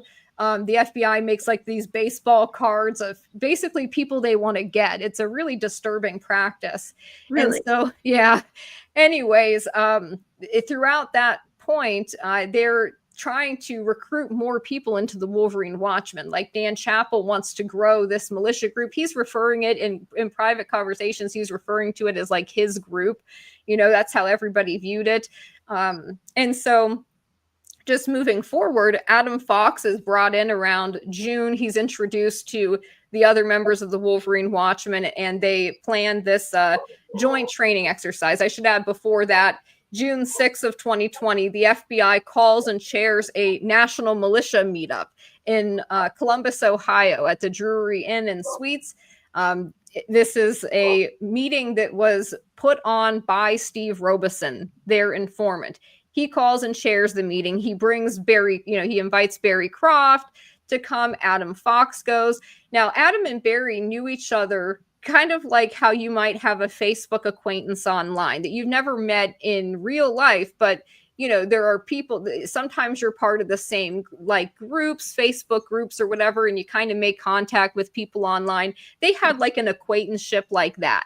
So they meet there for the first time at a meeting put on by the FBI. And this meeting is for targets across, I want to say 9 to 15 states. It is the whole purpose of the FBI doing this is to give them proper jurisdiction to even be doing this, which is what they need interstate, right? They need multi-state involvement to justify what they're doing. So they bring these people together. It's about 14 people that attend the meeting.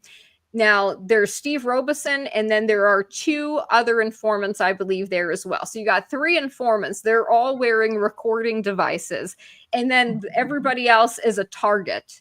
These are people that the FBI has identified as people that they want to basically bring into their fake plot. And so Steve Robeson's there trying to get people riled up and to get them talking. He puts Barry on the spot after, outside they were having a conversation with Barry about how, BLM is in your backyard. These riots are coming to your doorstep. What are you going to do about it? Blah, blah, blah, blah, blah. So Barry's very worked up. He's upset because he's a truck driver. He's not home for long stretches of time. His kids are there. And so he's like, well, what happens? He's thinking, what happens if a riot comes to my city or my town and I'm not there? Like, he's really emotional. And so Barry, so some of the things they're asking are hypotheticals. They're talking about scenarios of things that could happen in the country. And they want these guys to believe that like a civil collapse is maybe imminent, right? That we might be in a situation where there's like no rules and there's, whatever.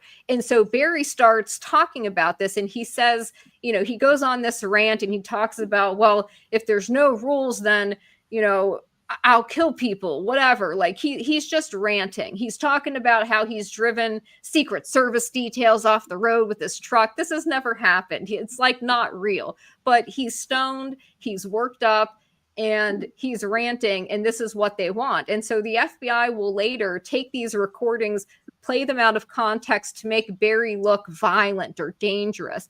These are guys who are stressed out. They see what's happening to the country. They're angry. They think they're hanging out with a group of like-minded people, and they're being asked these hypothetical. They're talking about hypothetical scenarios. This is not a plan to do anything. There's no, agreement on a plan. It's just people venting, which is what they wanted. The FBI would try to get those guys to go armed into a riot that night in Columbus, Ohio, but unfortunately for the FBI, that didn't really work out, thank goodness, because something really bad could have happened. But this is what the FBI was instigating. So moving forward from that, these guys are all kind of doing various militia trainings, not necessarily together, but in their own respective areas. So they decide we need to put on a joint FTX, that's field training exercise. We're going to do this in July. So once again, it's Steve Robeson who sets this up. It is not Adam. It's not Barry. It's not the Wolverine Watchman. It's not the Nulls. It's not Eric Molitor. It is the FBI who puts this on. And they have it in Cambria, Wisconsin, at a friend of Steve Robeson's, this older gentleman, Mike Young's property. And this is billed as a family-friendly event. Steve's talking about it on Facebook. He's saying, come to this joint training exercise. All are welcome. There's going to be little girl's birthday party, barbecue food, whatever. So it sounds like a really fun time, right? Think about it's July, everybody's in lockdowns, and then you're like getting invited to this event that's going to be a joint training exercise over a couple days. We're all going to hang out. We're going to have fun. We're going to shoot some guns. Oh, and if you need a ride, we'll come pick you up. We'll pay Here's for the it. question. The guy's property that they're having this on in Wisconsin, is he connected to the FBI also? No, he was an old gentleman who was really taken advantage of by Steve Robeson. This is an elderly man who had a big property, and the FBI really, after this happened, they interrogated him. They made him give a statement. He was really scared, and I believe he had a heart attack. I'm not sure if he passed away, but I know he has had a rough time since then. No, this is just the collateral damage. They don't care who they have to use, what they need to do. They wanted to get their outcome, which was we want a joint training exercise so we can say that militia members from various states are organizing. Oh, they're getting together, they're training to do this terror attack or to plot this kidnapping. It's just outrageous when you think about the whole thing and you really look at the details. What they did here was sickening. So this is what they call the Cambria FTX, the Cambria Field Training Exercise. And this is really when they pick up the pace, because the FBI is moving on a timeline, which is the 2020 election. We've got to get these guys doing something. And there's no evidence of anything. So, of course, there's no evidence of anything. But what the FBI knows is they know marketing. They know how to sell things. They know how to sell their fake cases, to sell these fake threats, and they know the power of media. You know, the FBI has a media liaison office for Hollywood. They have copyrighted trademarks. So if Hollywood wants to portray the FBI on film or in a TV show, say, they actually have to have an FBI media liaison to make sure that the Bureau is properly represented, which means you can't say FBI or use our logo unless we sign off on how we're being portrayed, so that nobody ever learns the truth about how these people really are. And they're always made to look like heroes saving the country. But because of this, they know what sells. And they're like, look, we need some kind of, we don't have any evidence, so we've got to get them on camera running around with guns, something that looks really scary. And that's what they did. And it almost looks like they were like central casting, picking people that look scary, like the Null brothers. No offense, guys, but they that's the kind of look they want. Like, maybe you look kind of like a biker or a little bit rough. They saw Brandon Caserta. He's got these big gauged ears. He's got neck tattoos, hand tattoos. They're like, yeah, he'll make a good villain. You know, we need to bring him in. And so this is what they do. And for Brandon, I think he made contact with a friend on Discord. Like, they were talking on Discord, and this friend was like, hey, there's going to be this training exercise at Cambria, Wisconsin. You're free to go, whatever, come hang out. He had kind of known some of the Wolverine Watchmen guys because he's from Detroit. They're in Munich, Michigan. So they're in the same area, sort of. And so they had done, I think, some training before that. But so Brandon kind of walks into this like active terrorism enterprise investigation, the Nulls as well. None of these guys like know each other. And that's, I think you could probably speak to this more, Mike and Bill, that how many interactions did you have with your so-called co-conspirators? Well, to my knowledge, I didn't even know the Watchmen. I didn't know the Watchmen were actually in Cambria, Wisconsin with us. I mean, Brandon stood out, you know, the guy tatted up with gauges. I talked to him for a split second, but we were only there for like 4 hours. And I knew Adam. I met him once before because we did a security. We were asked to help make sure a building in Lansing didn't get burnt down by the riots. And Adam Fox's girlfriend knew a buddy of mine, Phil. I only shook Adam's hand, and I went upstairs, and I sat upstairs the whole night. So I never even talked to these guys. So the fact that we were all, you know, best friends and this and that, and I didn't know they actually existed. Yeah. Wow. And this is with all of these guys, you know, this is the story, is that they're portrayed as like they were co-conspirators, and you know, they were doing this training together. Half of them met like maybe 1 or 2 times at an event set up by the feds. You know, not even an organic thing, or it's a tangential thing, like, oh, I met somebody once at, you know, this thing I was doing for work, and I shook the guy's hand once, or I know him from Facebook, but I don't actually know him. Like, I see him ranting on Facebook sometimes, whatever. You know, even in the chat groups that the FBI set up, because it was Dan Chappell that set up like the chat groups on Facebook. We weren't in the Signal chats. We weren't in their Telegram. So they had all these ones. And when they set up the Facebook group, me and Mike, to my knowledge, were the only ones on that chat group with our own name. So I don't even know who was on the chat group talking. Wow. Yeah, they all had aliases. I have a quick question for you. For somebody to wear the FBI letters and or logo, you just brought that up. Yeah. They have to be approved by the FBI, or the FBI takes them down, right? Yeah. Because I have several different instances where I've watched people leverage that politically, and I haven't bought any of their crap on any of this stuff. It's usually one of those things I see, and it's like, okay, these are political operatives that are being paid to do a job of some sort.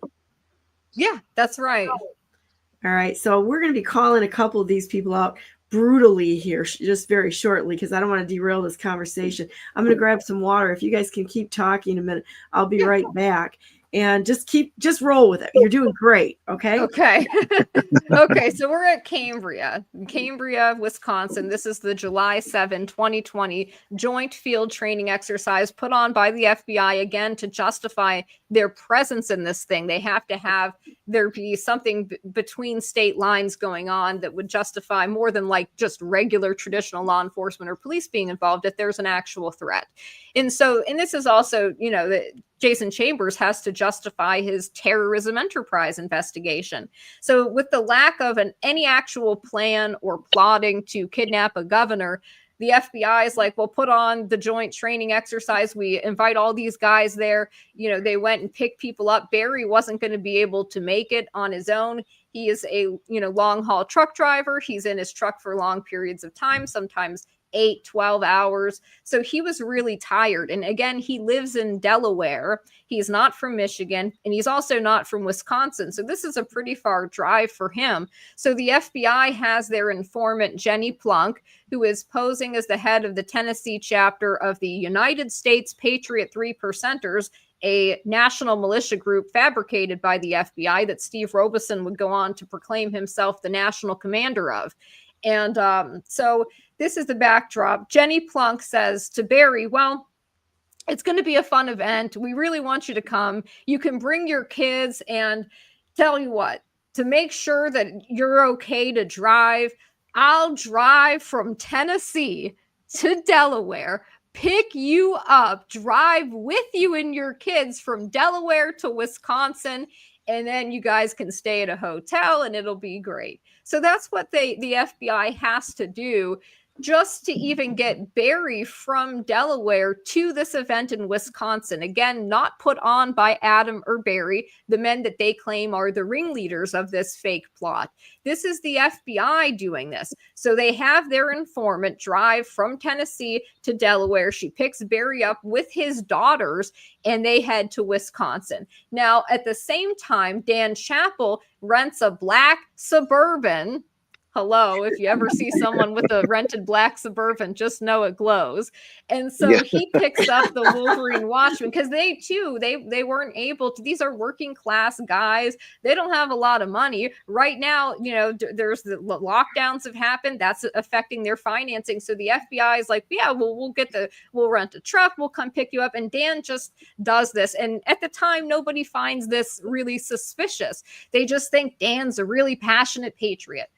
He just really wants to help train people and to help people. And so, they go to the event. Again, it's advertised on Facebook by Steve Robeson, not Adam and Barry. This is put on in Wisconsin, where Steve Robeson lives, at his friend's property. And about 40 people show up to this event. It is an FTX held over several days. So at this training, it's very standard, like militia FTX training, which for people that don't know, there's going to be some firearms training. There's going to be some shooting, but then there's also going to be maybe a medical booth. You're going to learn some medical training, how to tie a tourniquet, how to treat a wound if there's an injury or something happens. These are skills being taught. And then there's other booths for other things. So, I think one guy had a booth. It might not have been at this one. It may have been at the second one that they put on, where he was teaching people like a cipher code that he had made. And so you have these weird, like, basically whatever your skill is, you can kind of teach people, however goofy it may be. And they might do some land navigation training or whatever. This is the variety of training that goes on. So the FBI has, at this point, multiple informants there. You got Jenny Plunk, you have Steve Robeson, you got Dan Chappell, that's 3. CM Phillips may have been there, that would be another informant. They had undercover agent Mark Schwiers posing as a man named Mark Woods. He's there.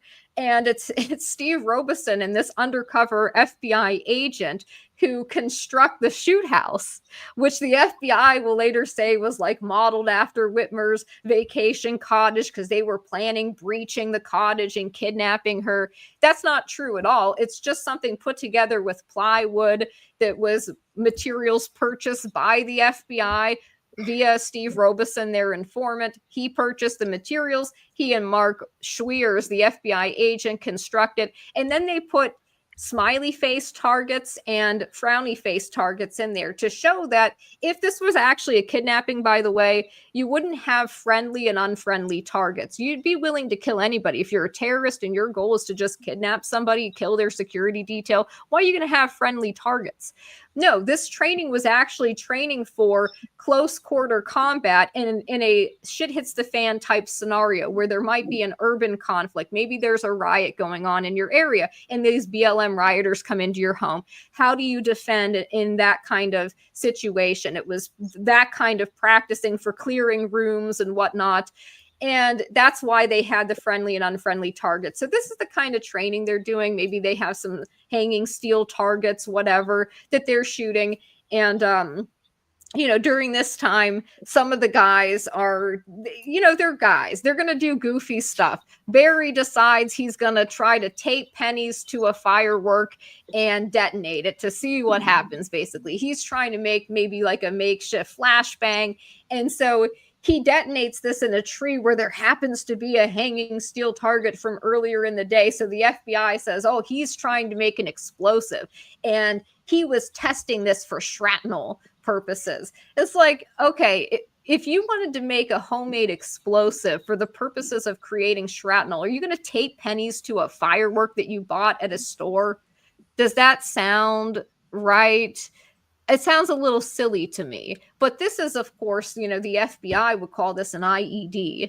And then there was like the guys put some black powder in a balloon and it smoked or something. And Barry, I think, tried to blow up a stove that was out in the yard. This is the kind of stuff that like guys do though when they're hanging out and they're drinking and they got nothing else to do. They kind of, sometimes you like to blow shit up. And they've got Dan Harris there. He's a young Marine, 24-year-old Marine veteran. And so, he's got some knowledge of this, right? Of how to make explosives or how to safely handle them because he was a Marine. But they're not like, there's at no point are these guys really talking about kidnapping or trying to kidnap people. Hell, there's a little girl's birthday party going on in the front of the house. They've got swimming pool. They've got a cookout. There's kids, learning how to shoot guns and stuff. It's a family-friendly atmosphere. And so then what the FBI does is they bring Barry inside, alone, and they have him talking to Steve and Jenny, and he says some stupid stuff trying to make himself sound hard, but it's not like a plot, a plan. There's not an agreement with a group of people. It's basically just saying incendiary things to get an incendiary response. And Barry's that kind of guy. If you go look at Barry's Facebook history, it's all Barry basically talking crap. He's a truck driver. He's in his truck all day. So he has nothing to do but call people, talk on the phone, and then they just vent. That's what they do. And so the FBI would use against him a lot because they had Steve Robeson doing these hours-long phone calls with Barry, where Barry's just ranting because he's basically bored driving his truck all day. But this is not actual evidence of a plot or plan. This is just you spending almost an entire year following people around in their day-to-day lives, having informants following them, recording everything they're doing. And I guarantee if any of us during that time had somebody recording every single thing we uttered, there'd be some real incendiary stuff being said during the lockdowns, during these riots. Yeah, I think we all said some of these governors, should be tried for treason, shall we say. I say it openly. I say it openly all the time, Christina, because they are traitors and they should have been tried for treason, and they still should be tried for treason. Right. And that's just the law. The law is the law. They committed acts that could be qualified as treason. And it's the law. The law upholds that. Well, Right. even when this was going on in 2020, we had snuck out and there were some bars that would stay open, and you should have heard the conversations at the bars. They were more intimidating or sounded more realistic than some of these guys were talking. I mean, it was crazy. Well, I'm glad that people were awake enough to know that they were that our own government was breaking the law. Mm-hmm. And you go back to the Constitution, and therein is the justification for saying that they met the criteria. Yeah. And so at this FTX, some of the tactics they have the guys doing is kind of, getting out of a car with a firearm. It's kind of these types of tactics. It's normal, like kind of militia training, but on film, it looks a little different. They have a video of Barry running around in his little tricorn hat doing the barrel training. because Barry was so old and his knees were so bad. That's pretty much the only thing he could actually do was the barrel training. And then other than that, he saw himself as more of like a morale type person. He was there to, motivate people. Barry's a big talker. That's what he does. He's a charismatic guy. So people kind of listened to him when he talked, and he's actually very, very intelligent. Barry is one of the smartest people I know. His mind, like he memorized like the Bill of Rights, the Constitution, the US Code. He's the kind of person that can give you all of this information, right, that he's got in his mind. But he also is a bit socially autistic, if you will, that he's not picking up on how he's being set up, how he's being, prodded into saying certain things. And in Barry's mind, too, he has that mindset of, he thinks that, well, we have freedom of speech in this country. As long as I'm not doing anything illegal, I can say what I want. First Amendment, and it's like, well, that's not really true, though. We all think we have those rights, but the FBI is investigating people for just First Amendment protected and Second Amendment protected activity like these guys were engaged in. But he was that kind of even that naive on that regard, which I found, fascinating. And he's being manipulated by these people who are pretending to be his friends, have spent months getting close to him, multiple informants being run at one person. Imagine what that does to you when you have people constantly prodding you, trying to encourage you to say the stupidest things, so they can record you and give it to the FBI, but you don't know that. And they're also trying to, hype up to him this idea that after the election, there's going to be a civil conflict no matter who wins, because if Joe Biden gets in, we're going to have to do something, or, maybe some civil conflict will happen. There's going to be, fighting between patriots and BLM and Antifa, and there could be this civilizational collapse type scenario. This is what they were really, and then if Trump wins, the left's going to riot and they're going to shut down cities and burn cities. That's what they're thinking. They're being led to believe might happen. And so they're kind of planning for these scenarios of, okay, if this happens, how can I protect my community? How can I protect my family? That's the whole reason why they were attending the FTXs put on by the FBI, because these informants, told them that it was really important that they be prepared for this to happen and that these bad things could happen. And then at the same time, getting them very angry about the lockdowns, which everybody had a right to be angry about, but getting them to talk about it on recording so they could make it sound like they had something in for Whitmer. They were going to do something to her, when really, like, everybody has had these conversations, especially if you lived in Michigan and you were under these lockdowns and then seeing, your cities being burned. You're going to say some inflammatory things maybe. And, when you look at it, like Adam, he was trying to get he was trying to do like a constitutional arrest. He wanted to see if he could reach out to a constitutional sheriff to see if they would arrest Whitmer for her unconstitutional lockdowns. So he was trying to find like a legal way to maybe do something about what was happening to his state. He was very concerned. And Dan Chappell, he actually had a sheriff who was going to meet with him. And Dan Chappell told him, oh, that's going to be a setup. Don't go talk to that guy. So, trying to steer him, like, we need to do something on our own, maybe. And so moving forward, that was the Cambria FTX. The FBI got a lot of footage they wanted there, but they didn't get enough. It wasn't enough to really build a case to claim that these men are planning a kidnapping plot. So they have to up the ante. They introduce around August of 2020 an undercover agent going by the name Red, posing as an explosives expert. And so this is his real name is Timothy Bates. I do name and shame these people. I have no problem with it. And so they do that. And then they're still, we need to get something. We need to get them going up by Whitmer's cottage. And I should add that in June of 2020, Mark Woods, which is the name that undercover agent Mark Schwiers was going by, he made contact with Adam through his girlfriend Amanda Keller, because she was friends with a woman online that turned out to be an FBI OCE, online covert employee, real name Lauren Hastings, but she was posing as a woman named Elise Marie, who was just a Michigan pro 2A girl dating a militia guy. Oh, let's introduce my boyfriend to your boyfriend. That kind of thing happens. Oh, okay. Well, her boyfriend, Mark Woods, is actually undercover agent Mark Schwier. So these were two feds that got them in contact. And in June of 2020, Mark Schwiers is sending Adam Fox pictures of Mackinac Island, of the residence there, which is, by the way, private property. It has a fence that says that. And, the pictures that the FBI took of this place were literally standing above the gate, taking a picture of the lock on the gate. They photographed the whole property and then gave this information to Adam. I'm sorry, but if they thought he was a terrorist, why are you giving him these close-up pictures of the residence there, the governor, one of their private residences? And then they also, the FBI took like a Google map, and they were drawing lines, by the water, because they were talking about maybe doing an amphibious assault.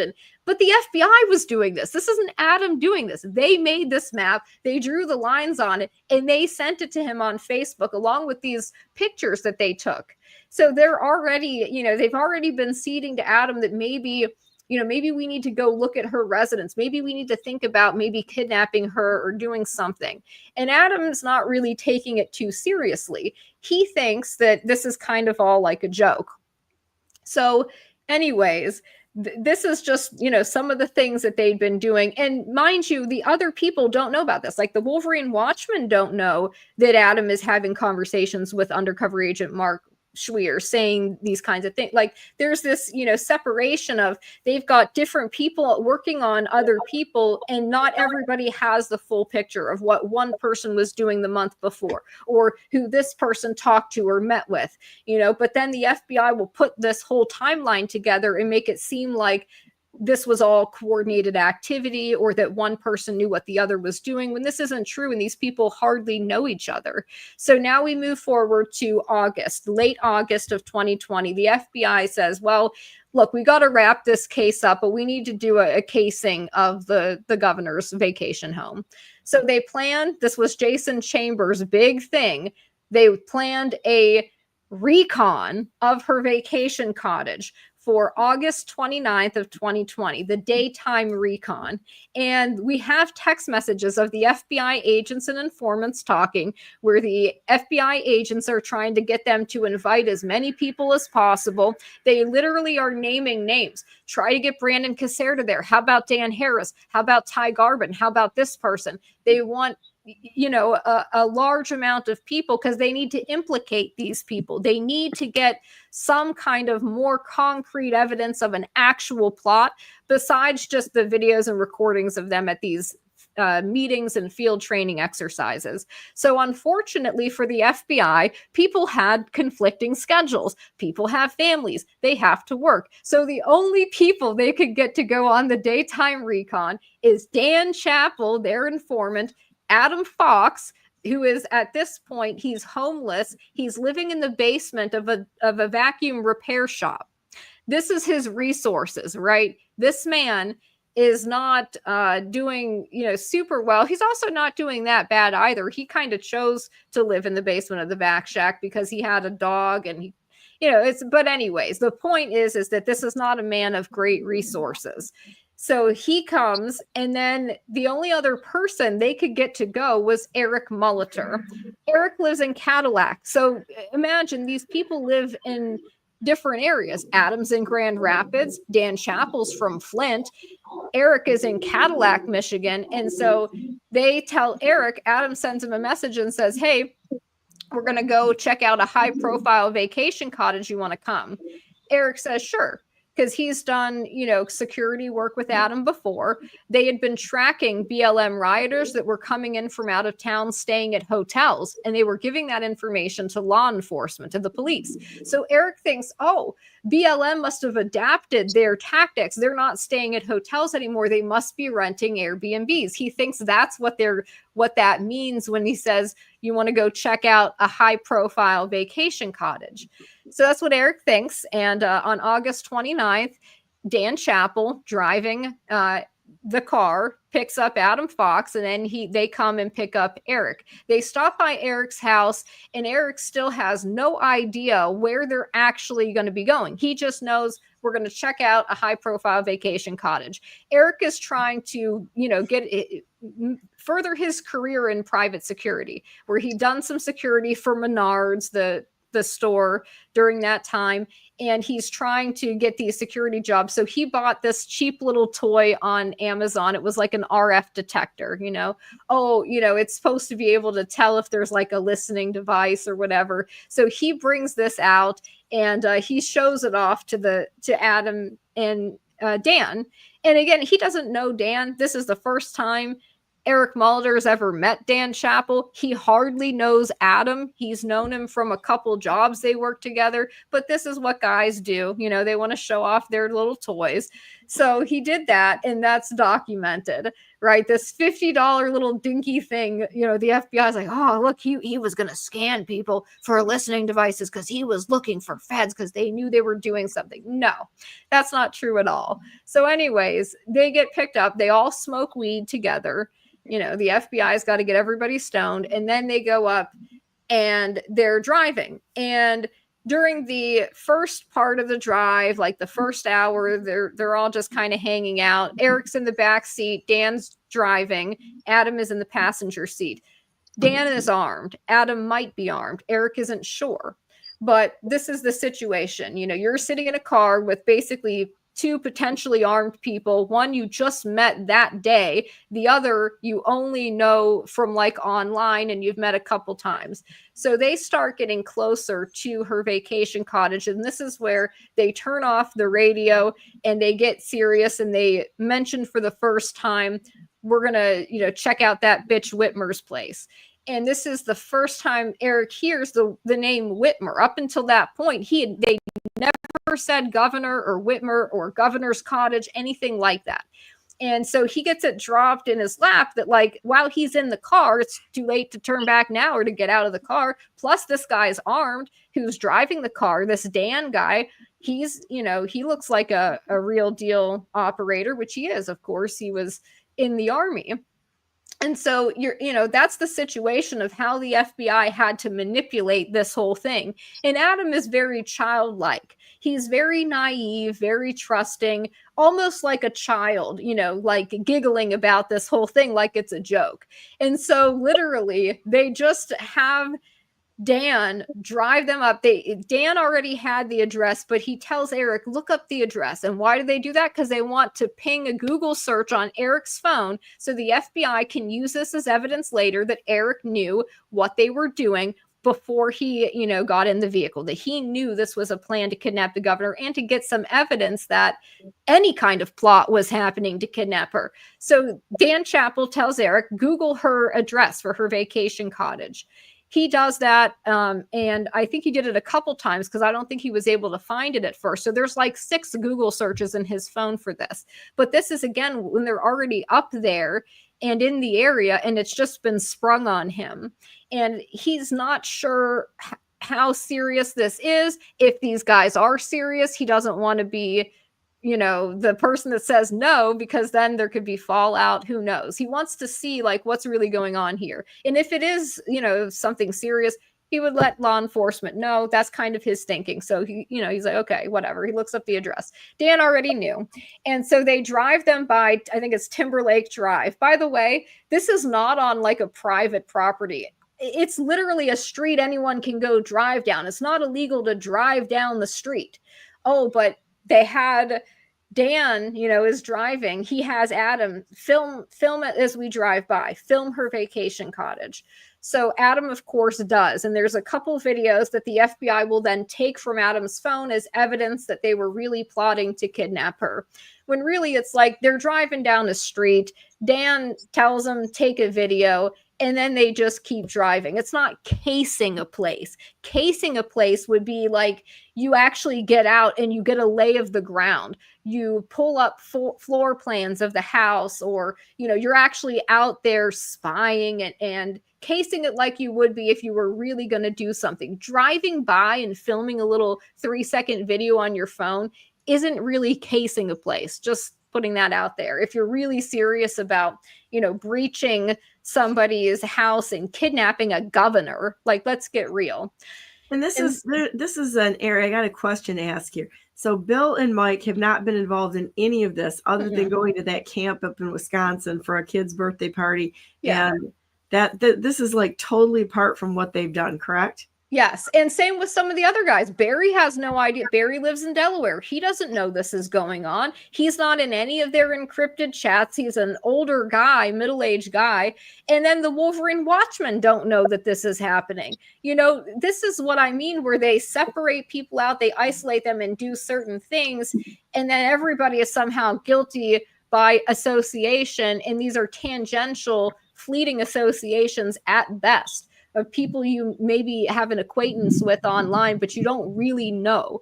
These guys were not all great friends. They have very limited occasional connections. And like, this is just Dan, the informant, Adam Fox, who they frame as the ringleader, and Eric Molitor, this guy from Cadillac, Michigan, not a member of the Wolverine Watchman militia group. He had his own group called the Cadillac Crew. So this is what I mean, where they're trying to bring people together to make this look like it's something other than it is. So they drive by, they do the daytime quote unquote recon of her surveillance or of her vacation cottage. And so after that, this isn't good enough because they only got Adam and Eric.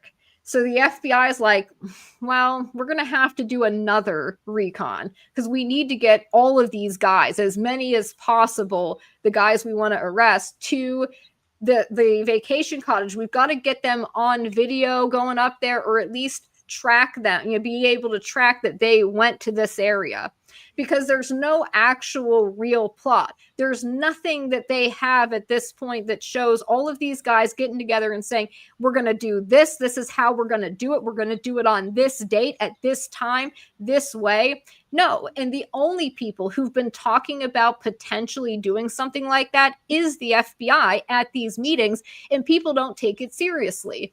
They think that everybody's just venting. Adam is on recording at one of these meetings where he says something like, oh yeah, we can go nab her and we'll take her out on a boat and maybe leave her in the middle of the lake to inconvenience her security. So they're just talking about like taking her, putting her in the lake, and then leaving her there to be picked up by her own people. That doesn't sound like, it just sounds ridiculous. He's talking about we could fly her over the lake on a kite. He says, oh yeah, we could then, we'll put her on trial we'll do a citizen's arrest and put her on trial in Wisconsin, and we'll hog tie her to the table and everybody will stand around posing like we just did the world's biggest drug bust. This is not serious talk. This is not a real plan. This is somebody who's just talking silly, and Adam has a love for movies. So you get that sense when you are listening to the conversations or reading the transcripts of it. He's talking about like, and then we could commandeer the airspace and we'll get a Black Hawk and a Huey, and like they're going to have access to Black Hawks, and they're going to be able to commandeer the airspace. It's nonsense. This is Adam in his mind. This is all a joke. It's not real. Because Dan Chappell told him when he was in the military and they wanted to get guys trained and focused, they had to get them focused on a specific mission, right? You got to train them for a mission. That's how you get them focused. And so in Adam's mind, this isn't real. It's a fake mission, but it's something that they talk about to kind of motivate the guys to train more, to be more involved or whatever. That's Adam's thinking. It's very, like I said, very childlike, very naive, and very silly. And Adam is a very big-hearted person. He's, very sweet. Like, he had no criminal record before this, no history of violence. That's the other thing I tell people. Nobody just wakes up one day and says, yeah, I know what I'm going to do. I'm going to become a criminal, a domestic terrorist, and I'm going to plot to kidnap the governor. No, criminals start out with, maybe it's shoplifting. Maybe it's like an escalation of criminal activity. If you actually have worked in law, if you study law, if you know anything about criminality at all, nobody wakes up and just decides they're going to plot to kidnap a governor. It's ludicrous. Are these guys, these are two of the guys that are still in jail over this, aren't they, Adam? Adam's still in jail. Adam is still in jail. He's in Florence Supermax right now in solitary confinement conditions. Florence Supermax, where they have El Chapo, where Terry Nichols is held. This is like basically a CIA black site on U.S. soil in Florence, Colorado. And it's tightly controlled. He doesn't get to ever go outside and see the sun or touch grass. He gets 1 hour a day of quote unquote rec time where he has to be in like a confined area, but he can kind of walk around a bit. That's it. These guys are suffering, and it's a shame. It's very sad. And like I said, Adam had no criminal record, no history of violence at this point. There's no reason to think that this is any kind of a real plot, but it's what the FBI wants. So after this daytime recon, which was just them driving up, they have Adam shoot a video. They stop at a bar called the Oasis Red Bull Tavern. And they go inside, they're sitting in a booth, and they've got FBI agents in the bushes outside. They have them inside the restaurant in plain clothes, sitting at another booth, already there waiting, right? So they get Adam to sit down at a booth with Eric and Dan gives him a piece of paper and a pen and tells him to draw a map of where we just were. And Adam's like, well, I don't know how to do that. Oh, it's okay. Just do your best. And then the FBI is sitting there taking pictures of him while he's quote unquote drawing the map. And then he gives the map to Dan because the FBI informant is the person who asked him to do it. And Dan's the leader there, not Adam. Adam isn't a ringleader. He is following whatever Dan Chappell tells him to do because he sees Dan as a father figure. It's very, like I said, disgusting how they prey on people like this and use these friendships to hurt people, really. And, you know, Adam isn't wanting to disappoint Dan, so he does that. And then they take pictures of it. That was the daytime recon. And that is not enough. Okay. There's still at this point, I want to say there's another Wolverine Watchman training in early September, I think, but it's not anything big. None of the other guys show up for that. It's not a joint training exercise. So then their next thing that they put on is the Luther FTX. This is around September, I think 11 and 12. It's another like field training exercise weekend. And the goal this time is, all right, we need to get these guys going through a shoot house on camera, and we need to do a second recon of the governor's house. But we need to get all these other guys that we weren't able to get at the first one. Again, this is, you know, Jason Chambers, Henrik Impola, these handling agents. This was their big thing. And I also want to add that I believe Richard Trask, the other handling agent, who was later arrested for beating his wife and almost killing her after taking her to a swingers party in Kalamazoo. This is how the FBI celebrates these big cases. I've been told by people who were at the Luther FTX, they believe Trask was there undercover. That some people saw him in plain clothes hanging out around where the vehicles were. So I don't know if that's 100% confirmed, but it is something interesting, an interesting detail to consider that they've got multiple informants. Again, they use 12 informants, multiple undercover agents, OCEs, etc. So at this Luther FTX, this was put on at Ty Garbin's grandfather's property out in Luther, Michigan. And they put together a shoot house. This is put together with like tarps and plywood and kind of like a hastily constructed thing. Again, you know, set up by the FBI. And they get these guys there. And it's a normal FTX, as you would expect, you know, but they add in that they want to do this nighttime recon, but they don't tell people that's what they're doing. So Barry's told, we're going to go do land navigation training.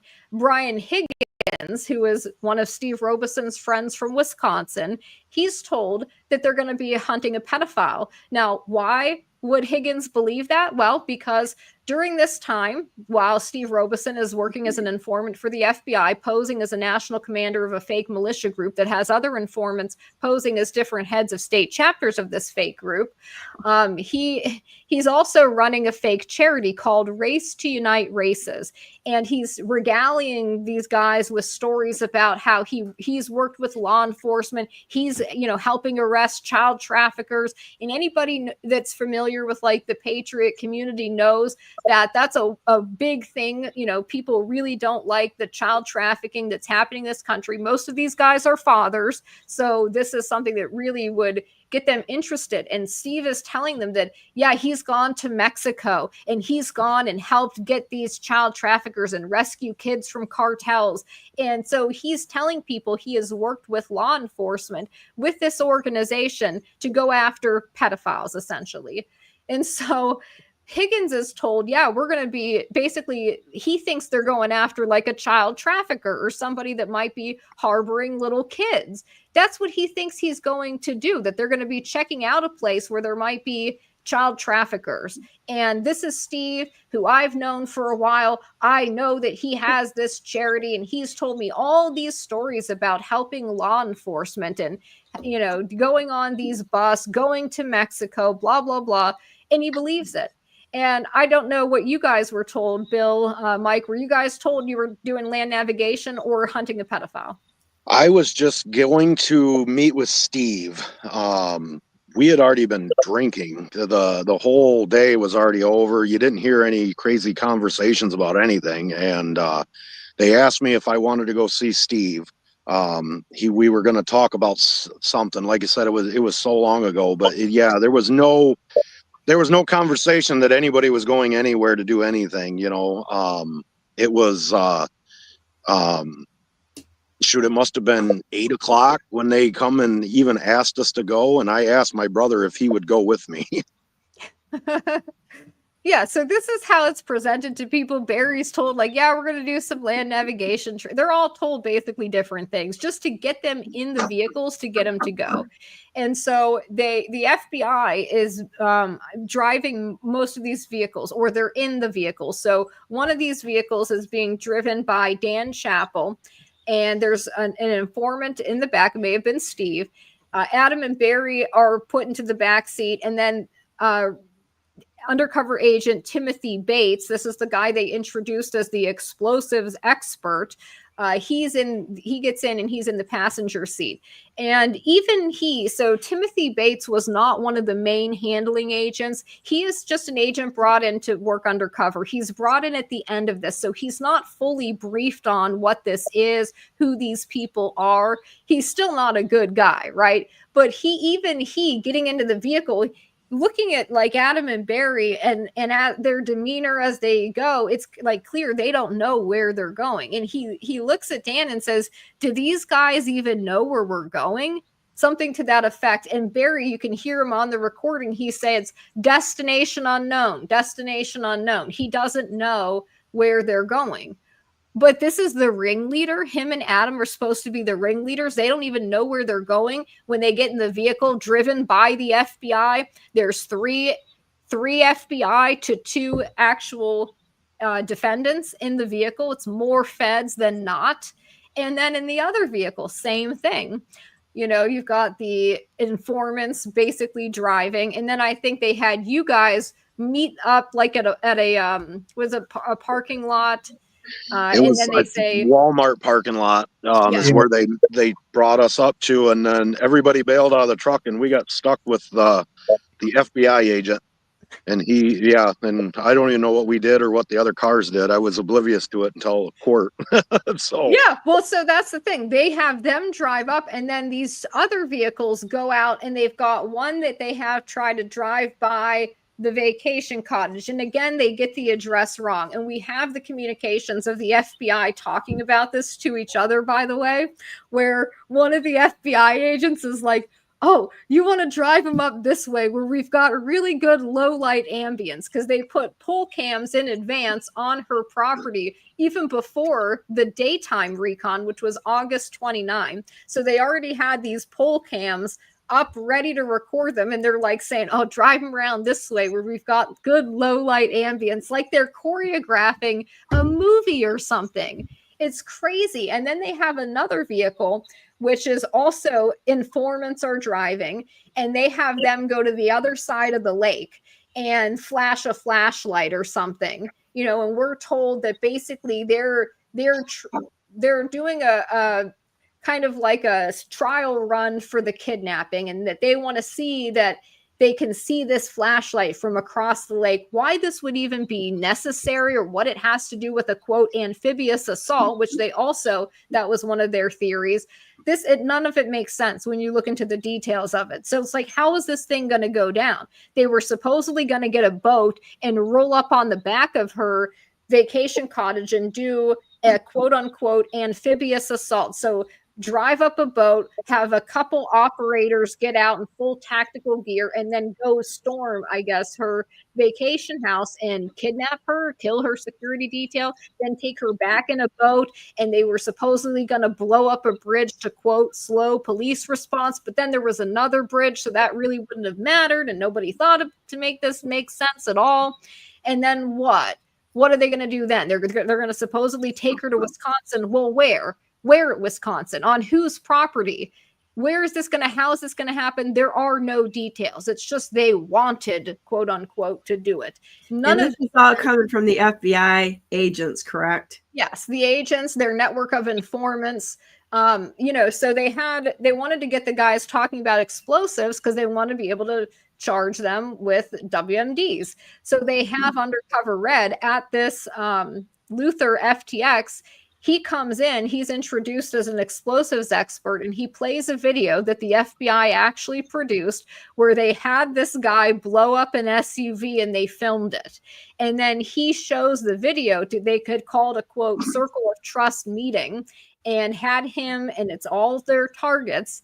And of course, the informants are recording everything. They have him play this video, and nobody really says anything incriminating. So the FBI says, well, Barry responded excitedly. He was real excited about that. And it's like, okay, what?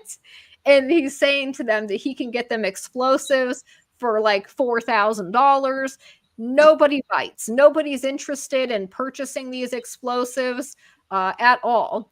But they needed to introduce that to get him there so they could say, oh, they were interested in this. They were talking about this. This was how this was supposedly going to go down. Nobody gave him money that day. Nobody gave him like a down payment for the so-called explosives. It doesn't happen. So that was another dud. So they take these guys up. They have them driving around. They're trying to get them on the pole cam. And then they have walkie-talkies, these DeWalt walkie-talkies furnished by the FBI, that they say that Adam is giving orders to people in these vehicles. There's no audio of this, even though we've got multiple informants and undercover agents, and we've heard some audio from this nighttime recon. We don't hear any audio ever played at court of Adam giving people instructions over these radios. Oh, well, they'll claim maybe one malfunctioned. Oh, No, they told the story, and the story is constantly evolving. It's constantly changing, depending on what they're doing at the time. And so even that nighttime quote unquote recon, which was just the FBI again driving people down Timberlake Drive, having another car go by a lake and getting out and flashing a flashlight. This is not a plot or plan. This is not really practicing for anything. They were all brought there under, false circumstances. After this, they're on the way back. They have Adam get out and pose under the bridge, and they take a picture. They were trying to get Barry to do it, to get out of the vehicle. He didn't do it. So some ringleader here, and then they say post the pictures in the group chat so that again they can get this electronically documented to make it look like something was happening that was really just being choreographed by them the entire time. And so these pictures exist under the bridge at nighttime. It was in the Discovery. This was all the FBI, though. They did that. And so this is how convoluted and ridiculous this whole thing was. So after this, we have text messages. This was, again, September 11 and 12 weekend of 2020. So moving forward, again, the FBI needs to wrap this up before the election. This is going to be their big October surprise. In late September, Adam is texting Dan and saying, we need to, I'm not really wanting to go through with your plan. We need to push it back, or let's go with Ty's bug out plan. And this bug bug-out plan was in the event of some kind of collapse after the election, Ty had a plan to bug out, basically, where you would get your family, you would get some supplies and go to a location that would be safe. Because they're thinking there's going to be some massive thing happening, some massive civil unrest. That's what they're all thinking about. And Adam is not interested in, kidnapping the governor. There was no actual date or plan, in place for a date they were gonna do this. No, what ends up happening is October 7th, Dan Chappell had planned them to go to Ypsilanti. They said Red, remember the undercover agent posing as the explosives expert. Red has some surplus gear he's going to be giving out for free. This is a favorite tactic of the FBI to get these guys to go anywhere. Offer them free food, booze, and marijuana, or free gear, because gear's expensive. They said, oh yeah, he's got some surplus gear he's going to give us. So they get driven to Ypsilanti, supposedly to get this free gear to meet up with Red. And it's really, they're being led to the takedown. And disturbingly, right before this, Dan Chappell is trying to get Adam to bring his gun. He wants him to be armed. And I believe it's because he was hoping that if Adam brought his gun, that he might pull it while he is, being arrested and get shot and killed. I think that was the purpose of telling him to do that. Thank God he didn't bring it. But it's very disturbing. Like, these guys are driven to like the back of a warehouse, and you can hear the audio. There's audio recording of Adam saying, like, I don't think that, he's like, I think something bad is happening, or he's like, I don't think that we're meeting up with Red or whatever. And then it happens, and you can just hear they had agents up on the roof of this building, a whole SWAT team. They're pointing their lasers at him. Get on the ground, get down. This arrest to arrest this group of guys who just thought they were going to get surplus gear. Oh, he's got extra plate carriers, extra magazines, blah, blah, blah. And none of them had any money to give Red money for explosives. No one had $4,000. Adam had like $250 on him, and they said, oh, he was going to give him that as a down payment. No, he just happened to have money on him at the time. And so this is it. That's how it happens. At that same day, the Nulls are arrested. Barry Croft is arrested at a Wawa gas station in Delaware. And this whole thing is, is announced as, oh, we just foiled a plot to kidnap the governor. And what day was this on? October 7th. October 7th. How long did the plot go on then, before the arrest? I mean, what's the time frame of when all of this went on before October 7th? That is the time frame of, just when did it start? Give me the start date to the end date there, please. The government claims that around May and June is when it began. They claim that meeting at Dublin that I told you about, the national militia meeting called and chaired by the FBI, they say that's when the origins of the plot begin. So from June to October. Okay, I'm reading a few things from the chat here that people want to know. So that was where that came from. Did Christina obtain info via FOIA? If so, what kind of cooperation or pushback did she encounter? No, I filed FOIAs that have never been responded to. The FBI is not going to voluntarily give that information. I would have to sue them to get them to comply with FOIA. But I'm not real focused on that right now. Okay, here's another one. We heard about how they treated the guys and their families. How have they gone after Christina? Well, because I'm a public person, right? Like I said, I've been an independent journalist for a long time prior to this, and I've been very public about the documentary. They haven't messed with me overtly. What they've done is covertly messed with me, right? So we should go back to right after. There's 4 trials associated with this case. There's the first federal trial, and like I said, 2 guys were acquitted. There was a mistrial on Adam and Barry, the guys they said were the ringleaders. So they retried them. They had a retrial.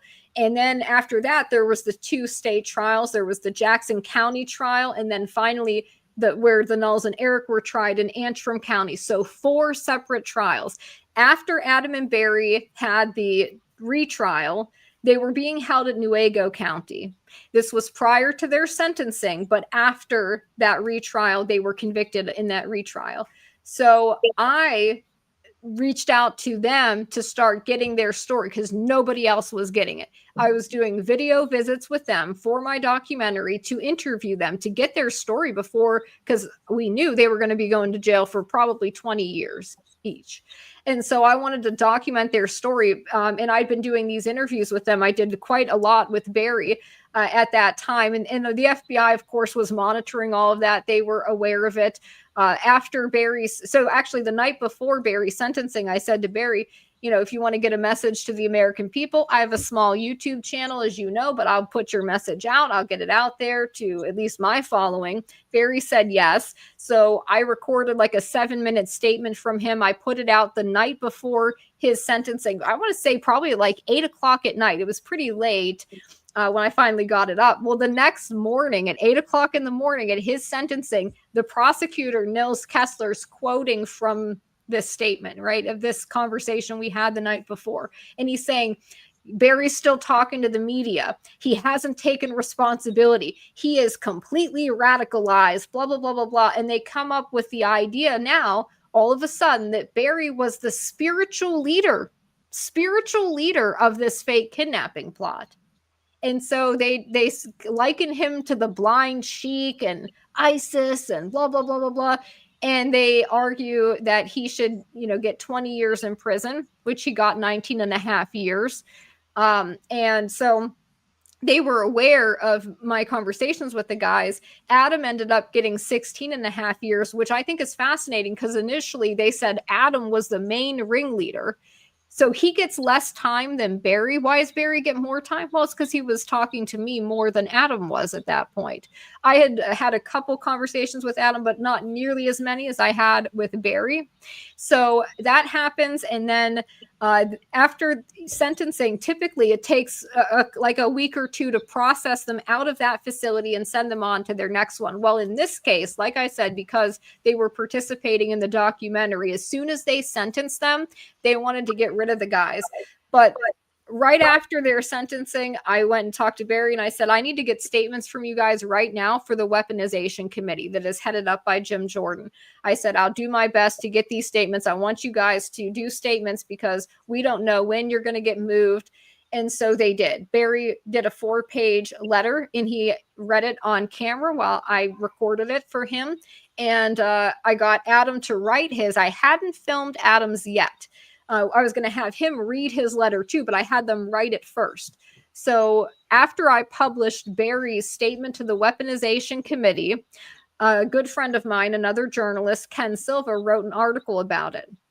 The next day, Adam and Barry are moved to supermax prisons across the country, and my house was swatted, quote unquote, swatted. All at the same time. How that could have been coordinated if the swatter wasn't the FBI, I don't know. But that's what happened. And then shortly after that, I was debanked by Bank of America. And I've had other algorithmic suppression of my accounts, my YouTube channel, my Twitter. They took down, by the way, Twitter took down my documentary, official documentary thing. All around this time, I had a personal Twitter account, which luckily I have a big following, and I was able to get some bigger names in the conservative media to kind of say, why are you shutting down this documentary Twitter account? I hadn't violated any rules. In fact, I was paying for the blue check mark every month.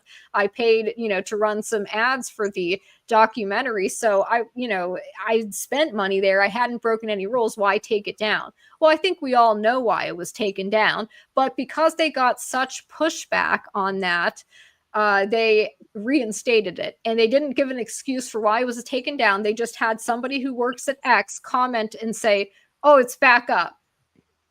Okay. Well, that was right before a bunch of other people were then taken down for criticizing certain things, shall we say, mainly Elon Musk, which happened not too long ago over the H-1B thing and a couple other things. A bunch of accounts were taken down, but mine was like the first one to go under, this free speech platform. But luckily was brought back up because some bigger people, called it into question. And so it's little things like that. It's using the IRS to go after somebody. So, they'll audit you. They will send you letters saying, oh, you owe us money now. We just decided that you owe us $2,000 in back taxes. That's the kind of things that they do to somebody like me because I'm a public person. It's this maintaining plausible deniability. Wow. I don't even know where to start. I've got so many questions. It's that I don't Oh, even and know where to I will start say, here, I'm sure they've run informants at me as well, Yeah, like I they do think to everybody. it's probably really, really common. I'm going to tell you, when I ran for governor, I was having people visit all the time, and as soon as they said we're here to help, I was like, yeah, like hell you are. I was like, sorry, this old girl has been around the block a few times, and I don't trust people just because of the fact that there are so many bad guys out there. There just are a lot of bad guys, and we really have to be cautious who we talk to and what we get involved in, because their intentions are bad, and they will use our good nature in order to basically to set us up and against us. And I'm just kind of shocked. The more I hear about the story, the worse it gets, and I'm just out of words right now. I really am. I'm out of words. I'm so glad that you came on today. So Bill and Mike, do you guys have anything to say? Well, I was told by certain people not to mention it, but I am planning on running for governor in 2026. A lot of people have already heard about it. I have all the paperwork. I just haven't filed it yet. I'm a little nervous about, taking that step until I have everything in order, because I don't need Nestle like kicking my door in again for some finance fraud or whatever for the campaign. So this whole thing has been surreal, and all these guys that are in jail right now, that they don't have a voice. The Department of Corrections, Whitmer is the overseeing person for it. She sent the 3 guys from Jackson to federal prison right after we got acquitted. I mean, everything about this case is corrupt. Yeah, that's right. Those guys should not have been moved, and that it ended up coming out that the person who moved them claimed it was for their own safety. That this person was like 3 positions removed from Whitmer, because Whitmer is actually head of the MDOC, the Michigan Department of Corrections. So he's talking about Joe Morrison, Pete Musico, and Paul Beller. They were not charged at the federal level. They were charged at the state level, like the Nulls were, for providing material support, felony firearm, and gang affiliation. They said the Wolverine Watchmen were a gang, even though to be a gang, you have to be involved in a criminal enterprise for profit. None of these guys were. They just decided that if 5 or more people get together and have similar, as this is what they said, similar goals, ideas, and values, they can be considered a gang. And so that gives them the ability to give you gang enhancements on your sentencing. Then they add terrorism enhancements on the sentencing. So these guys who were convicted of quote unquote providing material support, they're in prison right now. They could be in there until 2063, a very long time. They could be in there for as many as 40 years. Now, they're likely to get out sooner, but like I said, Whitmer is head of the MDOC. So they moved those guys on the eve of their appeals to federal prisons across the country. They sent Pete to West Virginia. They sent Paul to Pennsylvania. They sent Joe to Pekin, Illinois. And this was done on purpose to make it harder for them to file their appeals, to make it difficult for their court-appointed, public pretenders to get in contact with them, which none of those lawyers fought to get those guys brought back until I started publicly really talking about, hey, we've got these guys in federal prison that were never even charged at the federal level. Why are they in federal BOP custody across the country? Why were they taken from Michigan where their families can't visit them?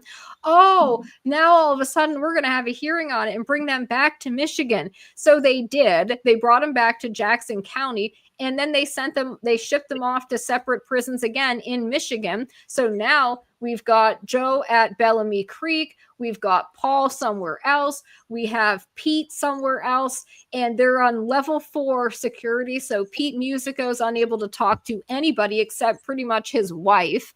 They've prevented him from talking to me. And Paul and Joe now it's very difficult to communicate with them. They say because they were, quote, in a gang, that they are not allowed to use the email system, which they were able to use, I shit you not, when they were in federal prison. I could communicate with them over core links. Now I can't. They can't reply to emails, but they can receive them. And then their phone calls are limited. The Michigan Gestapo at work here, it sounds like. What did Jim Jordan do when you notified him? Nothing. Well, I don't know. What a shame. I mean, the whole thing is just leaves me with so many questions. I can't even articulate them right now. I'd love to have you back on again. And talk some more. I think that there's a lot more that we could talk about here. Would you come back? This was just scratching the surface. I didn't even get into all of the details because I didn't know how much time I had. There's a lot more. I didn't even get into the $5,000 credit cards or any of the other things that the FBI was pushing. I can literally read some of the statements these informants were making at these meetings. And if you hear it yourself, it's shocking. It's wild. And I would like to add, though, that right now we have 5 men in prison. We have 2 at Supermax prison. We have 3 that are in state prisons in Michigan. And Adam and Barry just lost their federal appeal at the 6th Circuit. They were appealing to the 6th Circuit. The 6th Circuit was a 3-judge panel, and they denied their appeals, upheld their convictions. So right now, Adam and Barry basically need a pardon from President Trump, from the Trump administration, because these men are innocent. They've been sabotaged. They could not introduce any of their evidence. We didn't even get into what happened during all of these trials and how the FBI rigged them from start to finish, prevented them from introducing the evidence that was exculpatory in nature that showed their innocence. Let the government run the entire thing. The FBI ran these trials. Okay, they pick the jury. They literally pick the jury. They pick the jury pool. They pick Democrat areas to send out the jury so they know exactly how to rig the system in their favor.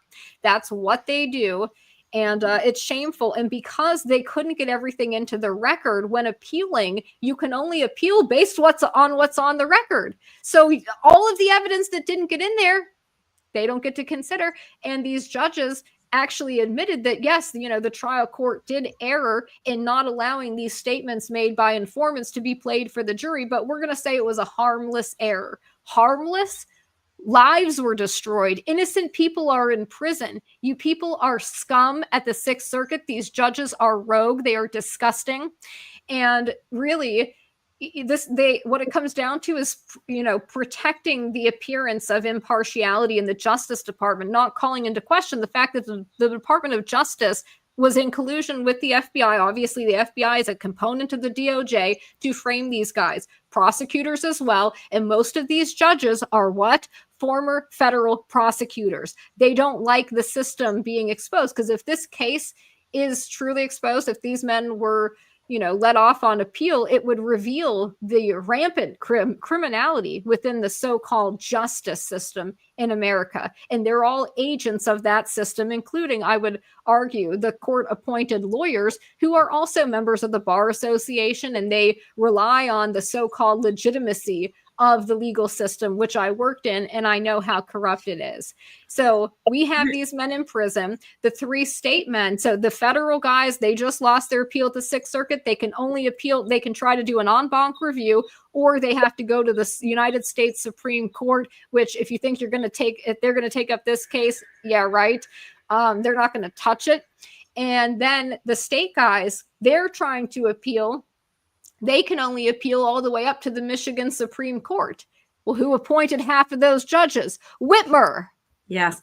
Now I've got another question, because I did talk to a third to a half of the sheriffs in the state of Michigan, and one of my questions was, why didn't you arrest Gretchen Whitmer? Because they have the constitutional authority to arrest someone who violated her oath of office and attacked the people of the state of Michigan. And you know what? The answers I got back were, who was going to prosecute it? It comes down to the prosecutors that are ruining the state, and then the Soros rogue judges too. I mean, the whole system is literally crap from top to bottom, with people who have infiltrated this for personal gain, or they're being blackmailed, or they're being controlled by outside sources. And I'm sorry, I'm going to stick with that. It's kind of a crazy thing, but you want to know what? I just want to give everybody, before we leave here for the day, some hope that I think as we expose more and more of this stuff that's going on, we have to make some very critical decisions on what we're seeing, and not believe everything that we're told. And that means in any direction. We have to have the proof, we have to have the receipts, we have to be able to see what's really going on behind the scenes, and not take things at face value. Whether the news media, the mainstream media, the alt media tells you something, you have to check it out. You've got to have a thorough investigation of things and find out who the real players are, because they're gonna demonize anybody that speaks out against them, no matter that the institutional establishment pieces of crap that are in there right now. And it's going to be very important going forward, because I think more and more of the stuff is going to come out, and they are attacking, as Chris said earlier today, they're going after the average everyday person who dares to stand up and challenge them. That's why all these guys were targeted, because they dared to stand up to the BLM rioters, to Whitmer and her lockdowns. They dared to attend protests, to go to rallies. They dared to talk about it online. And they had the nerve to, do what everybody should be doing, which was to get together with people in your community and talk about what's happening, what you could do to do training, to make sure that you're prepared. These men are the men who would have, if BLM came to your town and was going to burn down your city, maybe burn down your store, they were the guys that were going to stand in the way of that. And that's why they had to get rid of them. That's why, because they want people to be victimized. And if these guys were going to protect their communities, well, that's a threat to them. We've got to get rid of them. And I should add, I didn't mention it during this time, but undercover agent Red, that posed as the explosives expert, he was also at the same time infiltrated the Denver BLM movement and was trying to get a BLM activist to do a plan to assassinate the Attorney General of Colorado. At the same time, they're playing both sides. They have informants in BLM and Antifa as well, and they're doing the same kinds of steering them towards radical activity. So then they can pit these two sides against each other, just like they have their informants in the so-called patriot groups, and then get them to fight. So then the FBI can come in and shut it all down. That's really, and it's to destabilize this country. It's all part of their disgusting agenda to justify their continued existence. And I think the FBI needs to be shut down. We don't need a domestic KGB. It has become an intelligence agency that is armed. Yeah.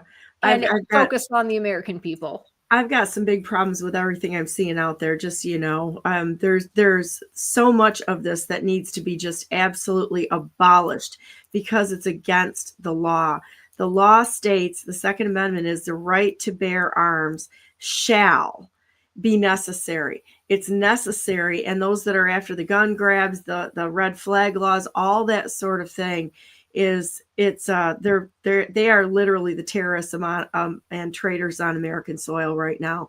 And I think that we have to adjust the way that we're looking at things. But also, I want to bring some peace to the conversation here too. The law is on our side. The problem is that we don't know the law. And so if we go back to the Constitution and we learn the best defense we have against these traitors is actually the law itself. It condemns them where they stand.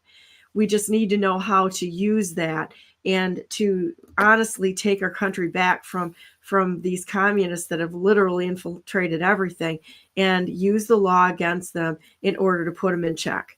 And it's actually easier than what people think it is. And this is the path that I've been going on.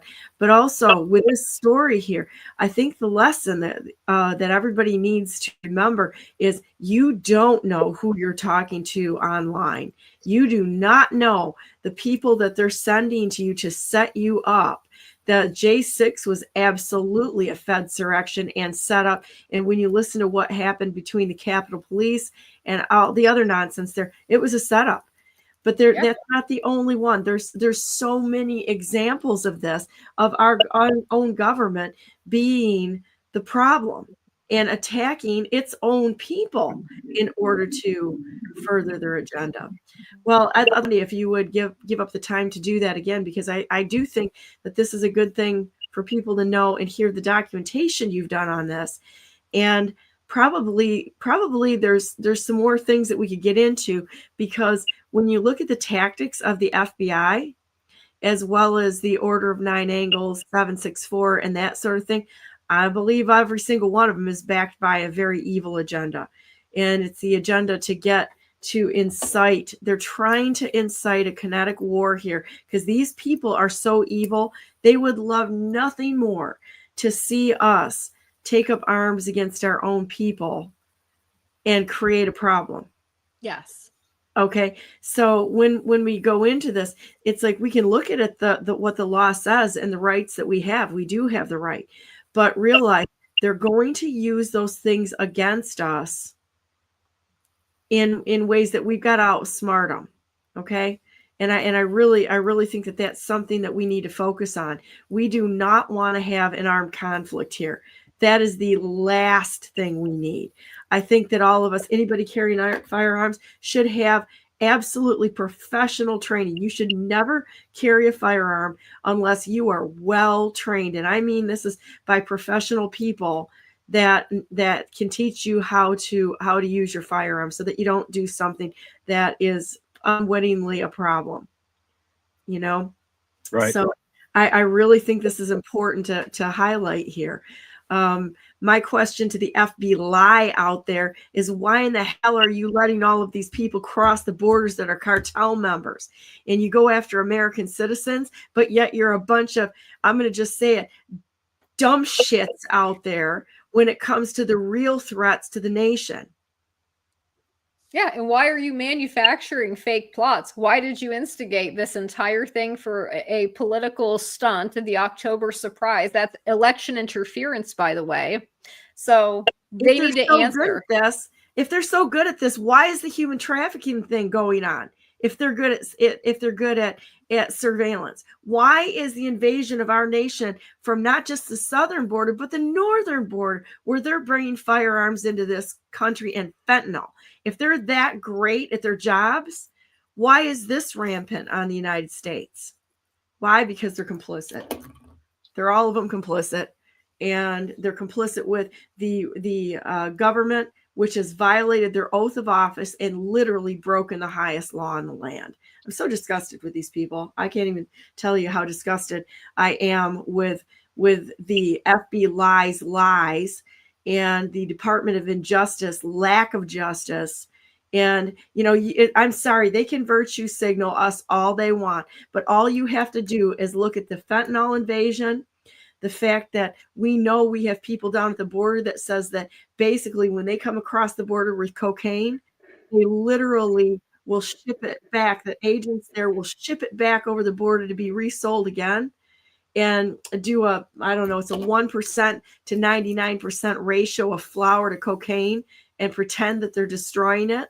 We've got enough evidence of this. There's so many people that have been talking about this. It's not even funny. But yet we have this in front of an election. And I'm sorry, most of the stuff can be tracked back to creating disturbances before the elections.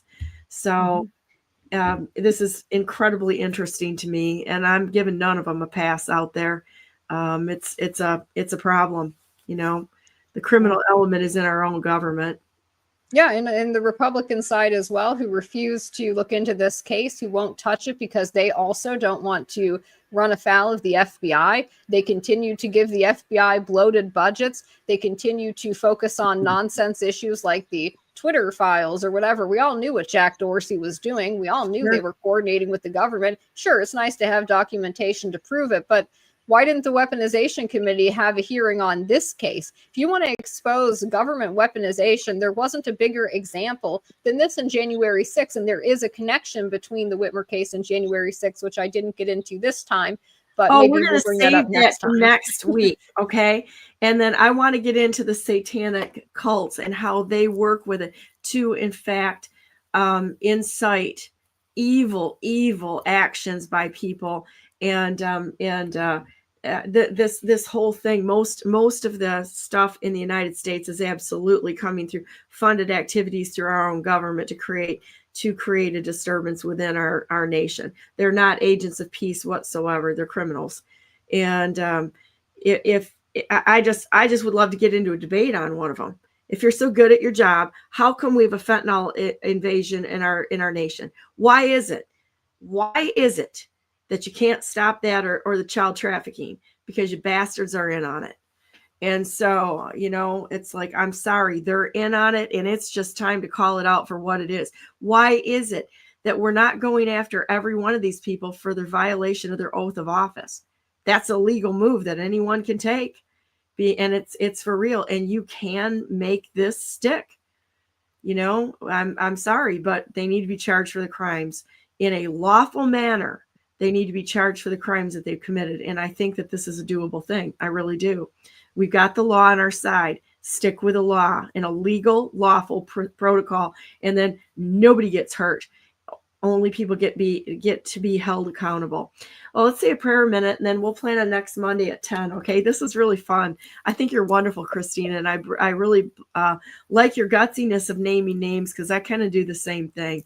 There's you kind of have to name names and tell people what's going on, and you got to be able to walk into situations that a lot of people aren't willing to walk into to find out who's who in the zoo. Yeah, it's true. It's what I did this past weekend, actually, and it's what I did confronting Adam Schiff. The whole state was like losing their mind. Oh, she's in on him. No, I sprinted to get those pictures across the Senate building. It was a sprint, not a graceful sprint. I'm 60 years old, but the sprint happened regardless. So I wouldn't have missed that for anything. So, and there's more that have to be exposed. A lot more, and a lot of tough decisions and a lot of tough discussions to be had.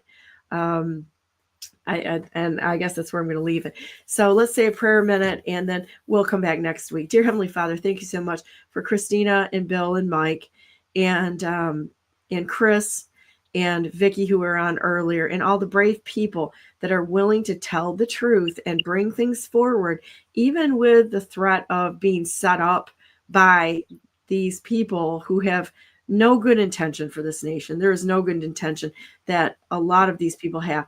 It's going to come down to we the people, and whether we're going to stand together in a lawful manner in order to restore the rule of law. You are a God of laws and of order, not chaos. When we see this kind of chaos and this kind of nonsense that happens, we know that you're not behind it, but that we know that you're guiding us and leading us away from the lawlessness and the lies that we've been living with for so long. And we thank you for this so very much. I ask that you would give your favor upon Christina, Bill, and Mike, that you would equip them with the truth, that they would honestly serve you in everything that they do, that their service would be not for personal vendettas, not for which we all have the right to be a little angry about this, I'll give you this, but to serve this nation and people who have been led astray, who have been set up, who have been abandoned and neglected by our own government, who have been taken captive, who've been having to pay these unlawful taxes under extortion, threat, and subversion. We ask for your truth to come forward, and we know that you will lead us down the path. We're not asking for an easy path, but we're asking for you to give us the strength by your Son, Jesus Christ, our Lord and Savior, to walk the path that we have in front of us. Thank you so much for everything you've done for us. We want to be a friend to you. In the name of Jesus, we pray. Amen. So there you go, boys and girls. So we're going to go to how I always end the show. Ding, ding, ding, ding. Go to BrandenburgForGovernor.com because I'm the best non-conceder who has ever not conceded in the history of the United States of America. This is my 2022 protest, and it's going to continue, okay? This is going to continue. They poked the wrong bear here. This bear is not going away until we find answers not only for the cheating that went on in 2020, but 2022, and there was some cheating going on in 24 too. We're going to have to write this stuff, and we're going to have to put it back into the constitutional protocol. That is the only way. And the parties right now, they're a threat to the United States of America. That's all there is to it. They are loaded with liars, cheats, and thieves. They have taken foreign money. We cannot go forward until we address these situations. And that's what I have to say about this. But we're doing it together. And I thank you all for coming on here. And with that said, God bless you all. God bless all those whom you love. And God bless America. Go out and make it a great day. There's all sorts of things that you can do on a daily basis to serve God and serve his world here. Remember, the battle is God's. The battle is the Lord's. And we need to really think about what we're doing and how we're going to do this, how we're going to do things going forward. It has to be lawful. If it's not, it turns into absolute chaos. And once that happens, the fighting will never stop. And we don't want this on our land. We want our land to be lawful, legal, and adhere to what the founding fathers, the framers, had envisioned for this nation. We do not want a civil war. No way, shape, or form. And so, but anyhow, have a great day. I'll be back on tomorrow with John Tater. And I'm not sure who else is going to be on tomorrow, but everybody here will be back Monday, and we'll be talking to you later. Stay on the line, guys. Okay. My phone.